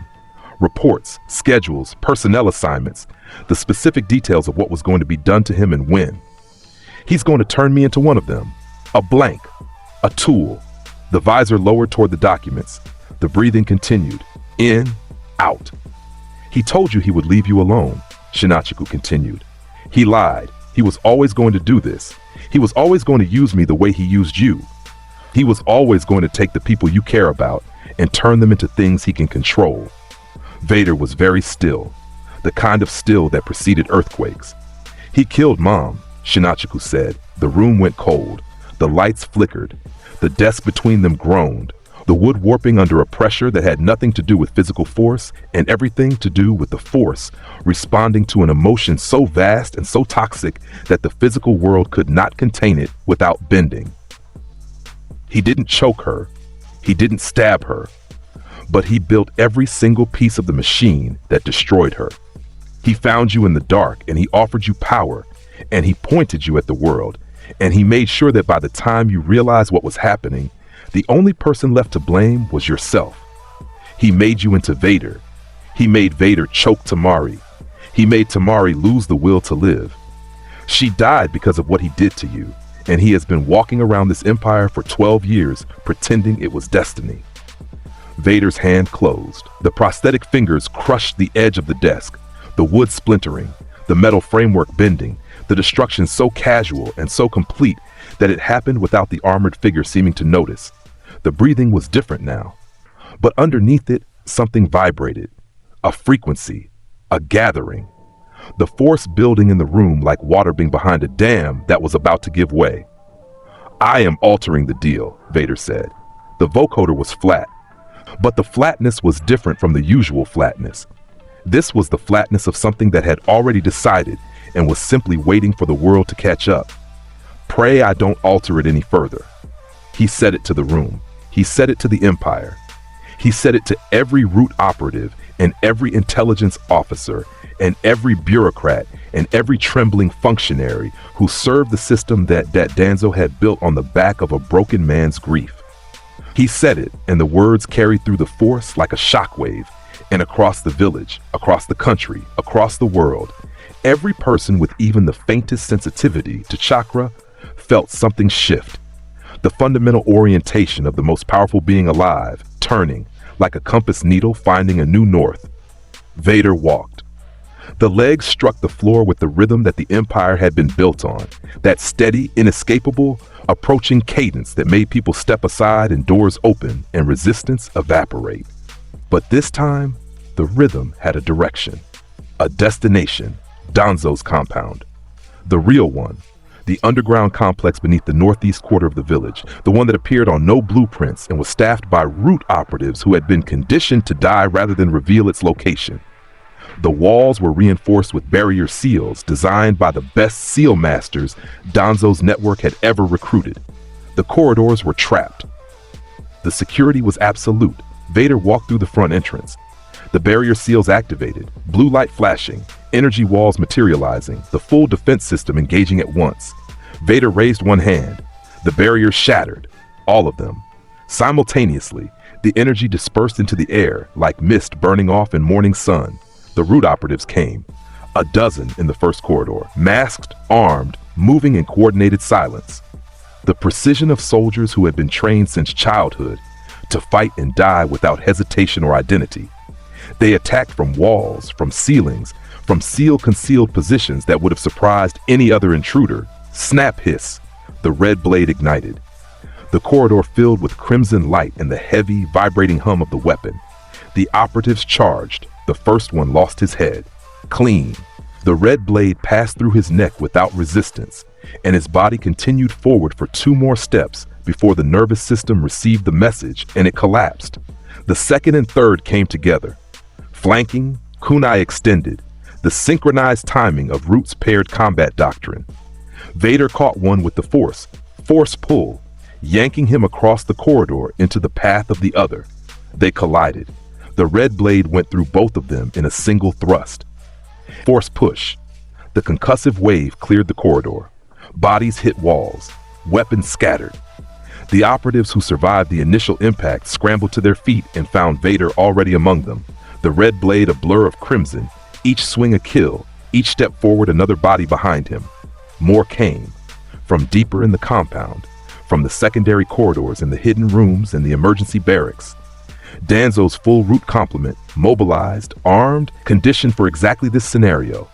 They threw jutsu, fire, earth, water, wind, every element in the arsenal. They set traps. They deployed barrier seals. They fought with the focused, emotionless commitment of people who had been trained to be tools and were performing their function perfectly. Vader broke them, all of them, one by one, group by group. The red blade sang through the compound like a hymn written in violence. Forced choke on the squad leader who tried to organize a defensive line, the man rising into the air, his mask cracking, his hands clawing at nothing. Forced crush on the barricade that a team of SEAL specialists had erected across the main corridor, the barriers compressing inward, the specialists behind them thrown like toys. The lightsaber through every blade that was raised against it, through every piece of armor, through every body that stood between Vader and the man waiting at the end of the compound. The deeper he went, the fewer operatives there were. The last line of defense was Danzo's personal guard, 6 operatives, the best Root had ever produced, each one a weapon honed over decades of service. They stood in a semicircle in front of Danzo's chamber door, weapons drawn, faces blank, waiting. Vader walked toward them.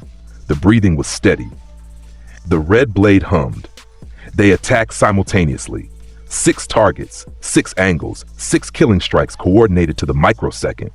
It was the most perfect display of Root's combat doctrine ever executed. Vader raised both hands. Force crush. The 6 operatives compressed, their bodies folded. Weapons snapped. Armor buckled. The sound was brief and terrible, and then it was over, and 6 of the most dangerous covered operatives in the shinobi world were on the ground, broken, and Vader stepped over them and placed one armored hand on the chamber door. The door tore off its hinges. The force ripped it from the wall and sent it spinning into the darkness of the corridor behind.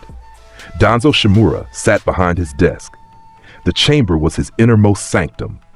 The room where decisions were made, where operations were planned, where the strings of the Empire were pulled by the man who had been pulling strings since before most of the people he controlled were born. The walls were lined with scrolls. The lighting was dim. The air smelled like old paper and cold ambition. Danzo looked at Vader. His one visible eye was calm. The bandaged side of his face revealed nothing. His hands were folded on the desk in front of him, and they were steady. "I have been expecting you," Danzo said. "Your powers are weak, old man," Vader replied. The vocoder stripped the words of heat, but the meaning was molten. The red blade hummed between them. Danzo stood, slowly. The careful movements of a man who was older than he looked and more dangerous than his body suggested. He unwound the bandages on his right arm. The Sharingan eyes, 10 of them, embedded in the flesh of his stolen arm, each one taken from a dead Uchiha, each one a key to the Izanagi technique that had kept him alive through situations that should have ended him 100 times over, opened. Red and black, spinning, staring at Vader from the surface of Danzo's arm like a nightmare made of borrowed sight. "You believe this will be easy," Danzo said. "You are wrong. I built you, Vader. I know every capability you possess. I plan for this moment the way I plan for every moment, with contingencies. You plan for the weapon," Darth Vader said. "You did not plan for the father." The chamber erupted. Danzo moved first. Wind release, vacuum blade. The air in the chamber compressed into a cutting edge that screamed toward Vader at lethal velocity. Vader batted it aside with the lightsaber, the red blade meeting the wind technique and dissipating it in a burst of displaced air that scattered the scrolls on the walls. Danzo was already behind him. Body flicker.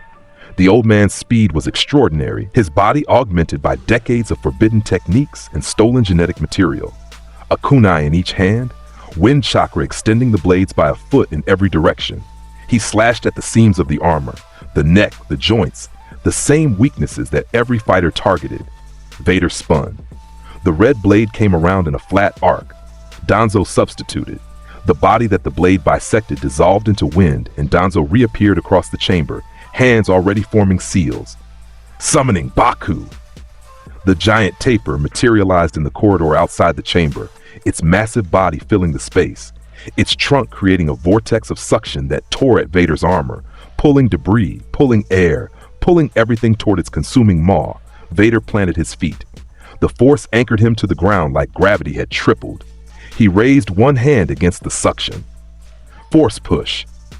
The concussive wave traveled down the corridor, hit the Baku, and the summon slammed backward through 3 walls and into the compound's structural supports. The ceiling cracked. Dust rained down. The Baku dispelled in a cloud of smoke. Danzo was behind him again. Kunai aimed at the gap between helmet and chest plate. Vader caught his wrist, the prosthetic hand closing around Danzo's arm with a grip that compressed the flesh and ground the bones together. Danzo's face tightened, the first expression of pain. The Sharingan eyes on his arm spun faster. Izanagi. The world blinked. Reality shifted. Vader's grip was suddenly holding empty air.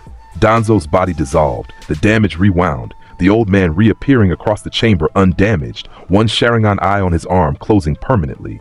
Used up. 1 of 10, Vader turned. Again. He crossed the chamber in 2 strides and drove the red blade through Danzo's chest. The old man looked down at the crimson energy punching through his sternum, and then the world blinked again. Izanagi. Another eye closed. Danzo reappeared, intact, behind the desk. Force choke.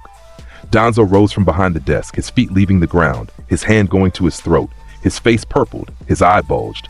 The Sharingan eyes on his arm blazed, and the world blinked. Izanagi. Another eye closed, the choke released. Danzo landed on his feet, gasping, already forming seals. 3 eyes down, 7 remaining. Vader advanced. The red blade hummed. Each attack was a kill. Each kill was rewound. Danzo died 7 more times in the next 90 seconds. Bisected, crushed, choked, impaled, thrown through walls, broken. And each time the Izanagi pulled him back. Another eye closing, another death undone, another minute bought on borrowed time. The last Izanagi activated on the 10th death. The final Sharingan eye closed. Danzo reappeared, gasping, his arm hanging useless at his side. A dead limb now, the stolen eyes sealed and spent, the safety net gone. He was standing in the ruins of his own compound. The walls were destroyed. The ceiling was half collapsed. The scrolls that had lined the walls were scattered and burning. Root operatives lay in the corridors in various states of broken. Everything he had built, the infrastructure, the network, the machine, was rubble around him. Vader stood 10 feet away. The red blade hummed. The breathing was steady. In, out. Danzo straightened. He was breathing hard, his old lungs straining, his body failing without the augmentations to support it. But his eye was clear. His spine was straight. Danzo Shimura was many things: monster, manipulator, architect of atrocity. But he was not a coward, and even now, even here, even staring at the weapon he had forged turned against him, he refused to die on his knees. "I made you," Danzo said. His voice was raw. "Everything you are, every piece of that armor, every technique you used to build this empire, every ounce of power you wield came through me. I found you in the dark. I gave you purpose. I gave you the means to survive your own grief. Without me, you would have burned out on the banks of some river, screaming alone." The visor was still. The breathing continued. "You were nothing," Danzo said. "A broken boy in a broken village. I built you into a god." Vader stepped forward. 1 step. The leg struck the ground and the impact carried through the ruined floor like a tremor. "When I left you, I was but the learner," Vader said. The vocoder was flat, final. The words came from 2 lifetimes, a Sith Lord standing over his master, a boy standing over the man who had chained him. "Now I am the master." Danzo's hand moved. 1 last technique, a desperate seal, the kind you learn when you have no more contingencies and no more time. His remaining arm blazed with chakra, the reverse force symbol seal activating on his chest, a dead man's switch designed to take everything within 50 feet with him when he fell. Vader raised his left hand. The force closed around Danzo's body like a cage. Every limb locked, every muscle froze. The seal activation halted. The chakra disrupted, the technique interrupted before the last hand sign could form. Danzo hung in the air, immobilized, his one eye wide, his mouth open in a word that would never finish. Vader held him there. The red blade hissed at his side. The breathing was the only sound in the ruined compound. "The Emperor is not as forgiving as I am," Vader said, "but there is no Emperor anymore." He deactivated the lightsaber, clipped it to his hip, raised his right hand. "The dark side of chakra is a pathway to many abilities some consider to be unnatural," Vader said. "You taught me that. You taught me that power could preserve life, that the dark could be a tool." Danzo's eye was wild now. The immobilization was total. He could not move, could not speak, could not activate any technique or seal or contingency. He was held in the air by a force he had spent 12 years cultivating and had never once considered might be turned fully, completely against him. "You were right," Vader said. "The dark side is a pathway, but the path goes both directions, and I have walked far enough." The force tightened. Danzo's body compressed, slowly, incrementally, the invisible pressure increasing from every direction at once. The old man's bones cracked, his ribs caved, his spine bent in ways spines are not designed to bend. The sound was quiet, almost gentle, like dry wood breaking in a fireplace. His eye went glassy. His mouth opened and a thin sound came out, too quiet to be a scream, too final to be anything else. The body dropped. Danzo Shimura hit the floor of his own compound and did not move again. Vader stood over him. The breathing continued. In, out. The same sound it had always been. The same rhythm. The same machine keeping the same broken man alive. But something was different. The air in the room was different. The force was different. The constant, crushing, oppressive weight that had surrounded Vader for 12 years. The gravity of grief and rage that bent the world around him like a black hole bends light was still there. It would always be there. But it was lighter, fractionally, infinitesimally. The way a sky is lighter after one cloud moves, even when 100 clouds remain. He turned. He walked through the compound, past the destroyed corridors, past the broken operatives, past the evidence of 12 years of manipulation and control and the systematic destruction of everything Naruto Uzumaki could have been. He walked through the entrance and up the stairs and into the night, and the village was dark and quiet, and the stars were out, and the breathing echoed through the empty streets. Shinachiku was waiting at the top of the compound stairs. He stood in the moonlight with his hands in his pockets, a gesture so much like his father's old stance that the force vibrated with the recognition. "Is it done?" Shinachiku asked. "It is done." They stood together in the dark, father and son, the armored figure and the boy, the breathing and the quiet. "What happens now?" Shinachiku asked. The visor turned toward the village, toward the rooftops and the streets and the monument where four stone faces watched over a world that had been reshaped by violence and grief and the consequences of every failure that had led to this moment. "Now," Vader said, "we build something else." There was no announcement. Danzo's death was absorbed by the Empire the way every other seismic event had been absorbed. Through rumor first, then confirmation, then the rapid realignment of power structures around the new reality. The root operatives who survived the compound fell in line because falling in line was what they were built to do. The bureaucrats adjusted. The intelligence officers recalibrated. The name at the top of the chain changed, and the chain itself held, because chains are designed to function regardless of who holds them. Vader ruled. He ruled from the same tower, the same rooms, the same village. But the rule was different. Danzo had governed through whispers and shadows, and the constant implied threat of consequences delivered by someone else. Vader governed through presence.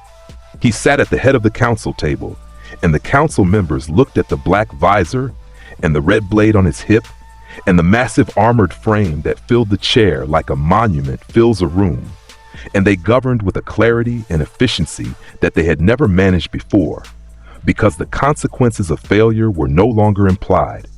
They were sitting right there. The fear was real. The obedience was total. The empire functioned, not because the people within it believed in Vader's vision, but because they believed with absolute certainty that the alternative to cooperation was the sound of a snap hiss and the sight of a red blade, and the last thing they would ever hear would be the breathing of the man who ended them. But the killing slowed. This is worth noting. Not because Vader had become merciful. Mercy was a concept that lived in the same place as Naruto Uzumaki, buried deep, walled off, accessible only in the rarest of moments. The killing slowed because Shinachiku was in the room. The boy sat at the council table beside his father, 12 years old, then 13, then 14, growing faster than anyone expected, his power developing at a rate that made the shinobi who observed it exchange nervous glances. He had his father's raw strength and his mother's sharp mind, and the combination of those things in a single person was, it turned out, exactly as formidable as the genetics suggested. But Shinachiku was not Vader. He was not cruel. He was not broken. He had been raised in darkness, yes, trained by root, shaped by absence, forced to grow up in the shadow of a father who was more machine than man, and a mother he knew only through a grave. But somewhere in the alchemy of his inheritance, something had emerged that neither parent had possessed at his age. Balance. He understood power. He had been born into it, raised around it, shaped by its consequences. He did not fear it, and he did not worship it. He simply understood it the way a blacksmith understands fire, as a tool, as a force, as something that could forge or consume depending on how it was handled. Vader recognized this. The force told him what his eyes behind the visor could already see. His son was remarkable. His son was what he should have been. His son was the version of the story that didn't end in armor and grief and the sound of a machine breathing for a man who had forgotten how. They worked together. Vader handled the Force, the military, the enforcement, the raw application of power that kept the Empire intact. Shinachiku handled everything else: the governance, the diplomacy, the allocation of resources, the decisions that required a face that people could look at without flinching. It was an unusual arrangement. A teenage boy and an armored terror sitting across a table from each other, making decisions that affected millions of lives. The council members watched this dynamic with the kind of fascinated horror that you usually reserve for natural disasters that turn out to have beneficial effects, like a wildfire that clears dead brush and makes room for new growth. Shinachiku was good at it. He listened to the council members. He read the reports. He asked questions that cut through politics and posturing and got to the core of what mattered. When a trade dispute between the land of tea and the land of noodles threatened to escalate into a military confrontation, Shinachiku mediated it in 3 days, sitting in a room with 2 delegations who were terrified of the armored figure standing behind him, and leveraging that terror into a compromise that neither side loved, but both sides could live with. When a famine struck the northern provinces of the land of Earth, Shinachiku organized the relief effort personally, redirecting supply lines, commandeering merchant vessels, sending grain and medicine from the Empire's reserves without waiting for council approval because people were starving and bureaucratic process was not an acceptable substitute for food. Vader watched his son work. The visor tracked Shinachiku's movements with the same intensity it had once tracked enemies on a battlefield, but the intent behind the watching was different now. This was not assessment. This was not threat evaluation. This was a father watching his son become something and feeling, underneath the armor and the grief and the 12 years of breathing, something that he did not have a name for because he had burned through his vocabulary for positive emotions a long time ago. Shinachiku asked about Tamari regularly. He wanted to know everything. He wanted to know her. What she laughed at, how she held her fan, the sound of her voice when she was angry versus the sound of her voice when she was pretending to be angry because she was actually charmed, Vader told him. In fragments, in short sentences filtered through the vocoder, each one stripped of inflection but heavy with meaning. He told Shinachiku about the rooftop where they shared a rice ball, about the letters, about the way she kissed, quick, sharp, efficient, the way she did everything, and the way she looked at him when she thought he wasn't looking, and the sound of her laugh, which was rare and real and came from a place she usually kept locked. He told Shinachiku about the bench that levitated. "You levitated a bench?" Shinachiku said. His teal eyes were wide. "Inadvertently," Vader said. "You levitated a bench because you were kissing Mom." The Force responds to emotional fluctuation. It was a byproduct of "you levitated a bench." If the vocoder could have conveyed embarrassment, this would have been the moment. Instead, it produced silence, which Shinachiku correctly interpreted as the armored equivalent of a blush. The boy grinned. It was Naruto's grin. The real one, wide, warm, reaching the eyes, carrying nothing behind it except genuine, uncomplicated joy. And Vader, standing in the council chamber with the red blade on his hip and the breathing machine in his chest, felt the hairline crack in his armor widen by the tiniest fraction. "Join me," Vader said. The vocoder flattened the words, but the meaning was warm. "And together we can rule the galaxy as father and son." Shinachiku looked at him. "It's not a galaxy, it's a continent." "The principle applies," the boy laughed. His mother's laugh, surprised, coming from a place he didn't realize was there until the sound was already out. Vader watched him laugh, and the force around them settled, just slightly, the way it always settled when the sun was near, the constant storm easing into something that was, if not peace, at least a reduction in the violence of the weather. The Empire endured, not because it was just, not because it was good, not because the systems Vader and Shinachiku built were any more moral than the systems they replaced. The Empire endured because the most powerful being in the world enforced it, and the most capable mind in the next generation governed it. And between the two of them, There was no crack in the structure wide enough for rebellion to grow. The resistance faded. Not all at once. Shikamaru's network persisted for years, operating in the margins, maintaining communication, keeping the idea of freedom alive in the minds of people who could not yet act on it. But the active cells went quiet. The assassinations stopped, the bombing stopped, the futile, brave, suicidal attacks on Empire installations stopped, because everyone who had tried them was dead, and the people who remained had learned the first lesson of survival under tyranny. The breathing is always listening. Gara's Suna functioned within the Empire as a semi-autonomous region. The most freedom any subordinate territory had been granted, and everyone knew it was because of Tamari. Because the woman buried in Konoha's civilian cemetery had been Suna's daughter, and the armored man who ruled the world still stood at her grave at 3 in the morning, and the frost still spread, and the stars still watched. And some debts could not be paid with anything except the deference of the living. Sasuke disappeared. After Tamari's death, after the baby was placed in Root's custody, after the world finished the long, painful process of accepting what it had become, Sasuke Uchiha walked away. He went east, into the lands beyond the mapped borders, where the forests gave way to mountains, and the mountains gave way to territory that no shinobi had ever claimed. He went alone.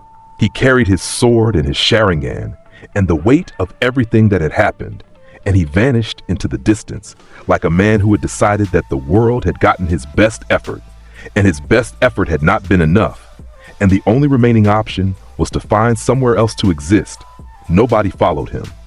Vader felt him go, the Sharingan's chakra signature fading like a star being eclipsed, growing dimmer and dimmer until it crossed some threshold of distance that even the Force could not bridge.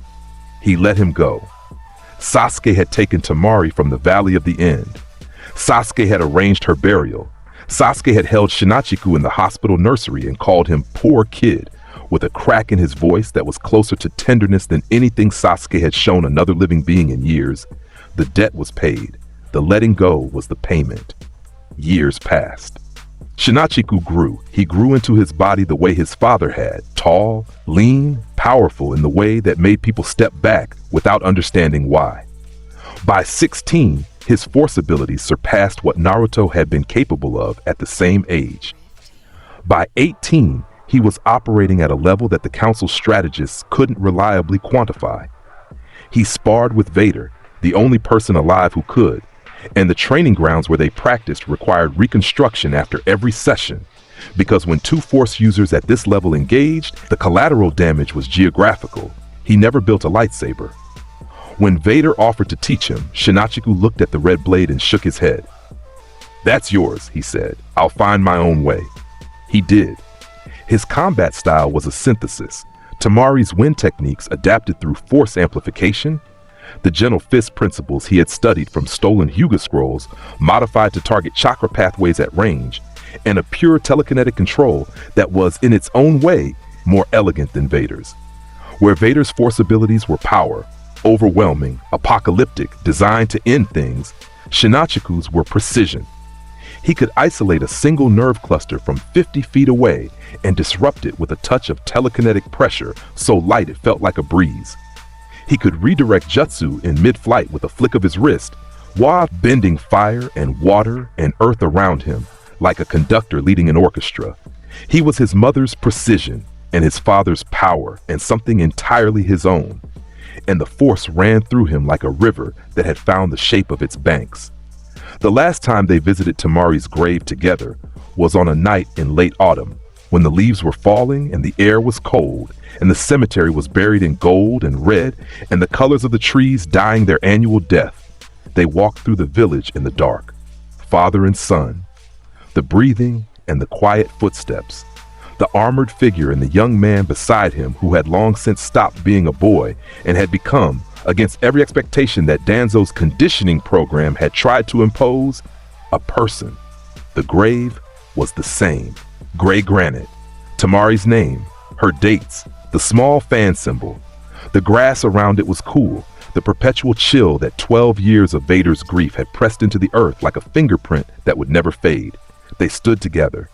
The leaves fell around them. The breathing continued. Shinachiku set down the flowers he had brought, desert sage, imported from Suna, the only plant that grew in the dunes around the Kazakage Tower, where Tamari had sat on the roof and written letters to a boy who didn't deserve them and loved her more than the world had room for. "Tell me about the first letter," Shinachiku said. Vader was quiet for a moment.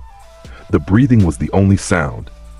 "4 sentences, the vocoder said, "about the weather in Suna, and a question about whether Konoha's hot springs were propaganda." Shinachiku smiled. "What did you write back?" 6 pages. My handwriting was terrible. What was in the 6 pages? Everything.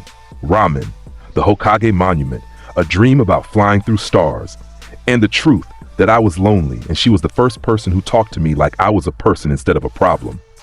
Shinachiku looked at the grave. His teal eyes, her eyes, glistened in the moonlight. "You know," Shinachiku said, "I think that's the most you've ever said to me at one time." The breathing continued. In, out. "The vocoder makes it difficult to ramble," Vader said. Shinachiku laughed. The sound of it settled over the cemetery like a blanket over cold ground. They stood there for a long time. The armor and the boy, the machine and the sun, the breathing and the autumn wind and the grave that held the name of the woman who had made both of them possible and had paid for it with everything she was.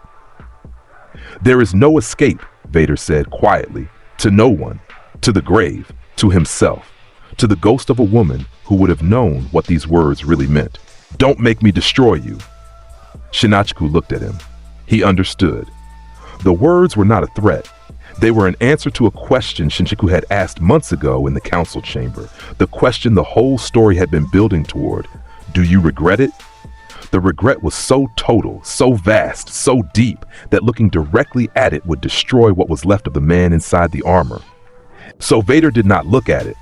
He carried it the way the armor carried him. Sealed, contained, an invisible weight that you only knew was there because of the way it bent everything around it. But standing here, with his son, at the grave of the woman he had loved more than breathing, with the autumn leaves falling and the force settling and the breathing continuing, because the breathing always continued. Standing here, the weight was shared, split between two, halved by the simple act of not carrying it alone. It was not redemption. It was not forgiveness. It was not the happy ending that stories promise and life rarely delivers. Naruto Uzumaki was gone. Tamari was gone. The boy who had grinned and the girl who had laughed on a rooftop, and the two of them together on a bridge over a canal where a bench levitated because love did that to the force. All of that was gone. And what remained was an armored figure and a teenage boy and a grave and the breathing and the weight and the endless, continuing work of keeping a world together that had been broken by the same hands now trying to hold it. But it was something. Father and son, standing at a grave in the dark. And the force moved through both of them. Not dark, not light, just force, just energy, just the fundamental current of existence doing what it had always done, connecting things that distance and death and darkness tried to separate. They walked home through the dark. The leaves crunched under Vader's steps. Shinachiku walked beside him, hands in his pockets, his stride easy, his presence a counterweight to the armored mass beside him. They walked through the village that was now their village, the streets, the rooftops, the monument that still bore the faces of 4 Hokages who had believed in something brighter than what came after them. Shinachiku stood at the top of the Hokage monument. He had come here after dropping his father at the command center. He stood on the 4th's head, Minato's head, his grandfather's stone face, and looked out at the world. The world was vast and dark and entirely reshaped by what had happened. The empire stretched to every horizon, from the desert of Suna to the mountains of Kumo to the forests of Konoha to the coastline where Vader had once lifted an ocean. Every village, every nation, every clan and family and individual who drew breath in the elemental nations did so within the framework that his father's grief and his father's power and his father's terrible, devastating love had built. It was not the world Naruto Uzumaki had dreamed about when he was 12 years old and shouting about being Hokage. That world was gone. It had been burned away on the banks of the Valley of the End and sealed under black armor and buried in a civilian cemetery in a grave with a simple stone. But this world existed, and Shinachiku lived in it. And he was his mother's sharp mind and his father's immense power, and something that neither of them had been able to be: whole, unbroken. A person who had been forged in darkness and chosen, deliberately and with full awareness of what it cost to carry light. The wind blew across the monument. It carried the smell of autumn and the distant sound of the village below. People living, working, arguing, loving, existing in the spaces between the Empire's demands. Life continuing.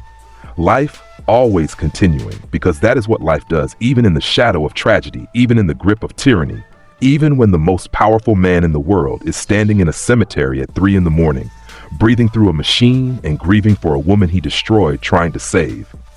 Shinachiku looked at the stars. The same stars. Always the same stars. The ones that had watched Anakin Skywalker burn. The ones that had watched Naruto Uzumaki burn. The ones that had watched 2 lifetimes of the same broken story play out across 2 worlds and had offered nothing but light. Distant, cold, beautiful, and completely useless. But the stars were still there, and Shinachiku was still there. And somewhere below, in the village, in the command center, in the armored shell that served as both prison and life support for what remained of the greatest shinobi who had ever lived, the breathing continued. In, out, steady. The sound of a man who had survived everything, including himself. In, out, the breathing goes on. If this dark-ass what-if hit you right in the chest, drop a like, subscribe, and stick with the channel for more anime legends twisted into absolute chaos. We're not done breaking heroes, tearing apart timelines, and turning your favorite stories into brutal new epics. Thanks for watching, and remember, around here, the breathing always goes on long after the damn credits roll.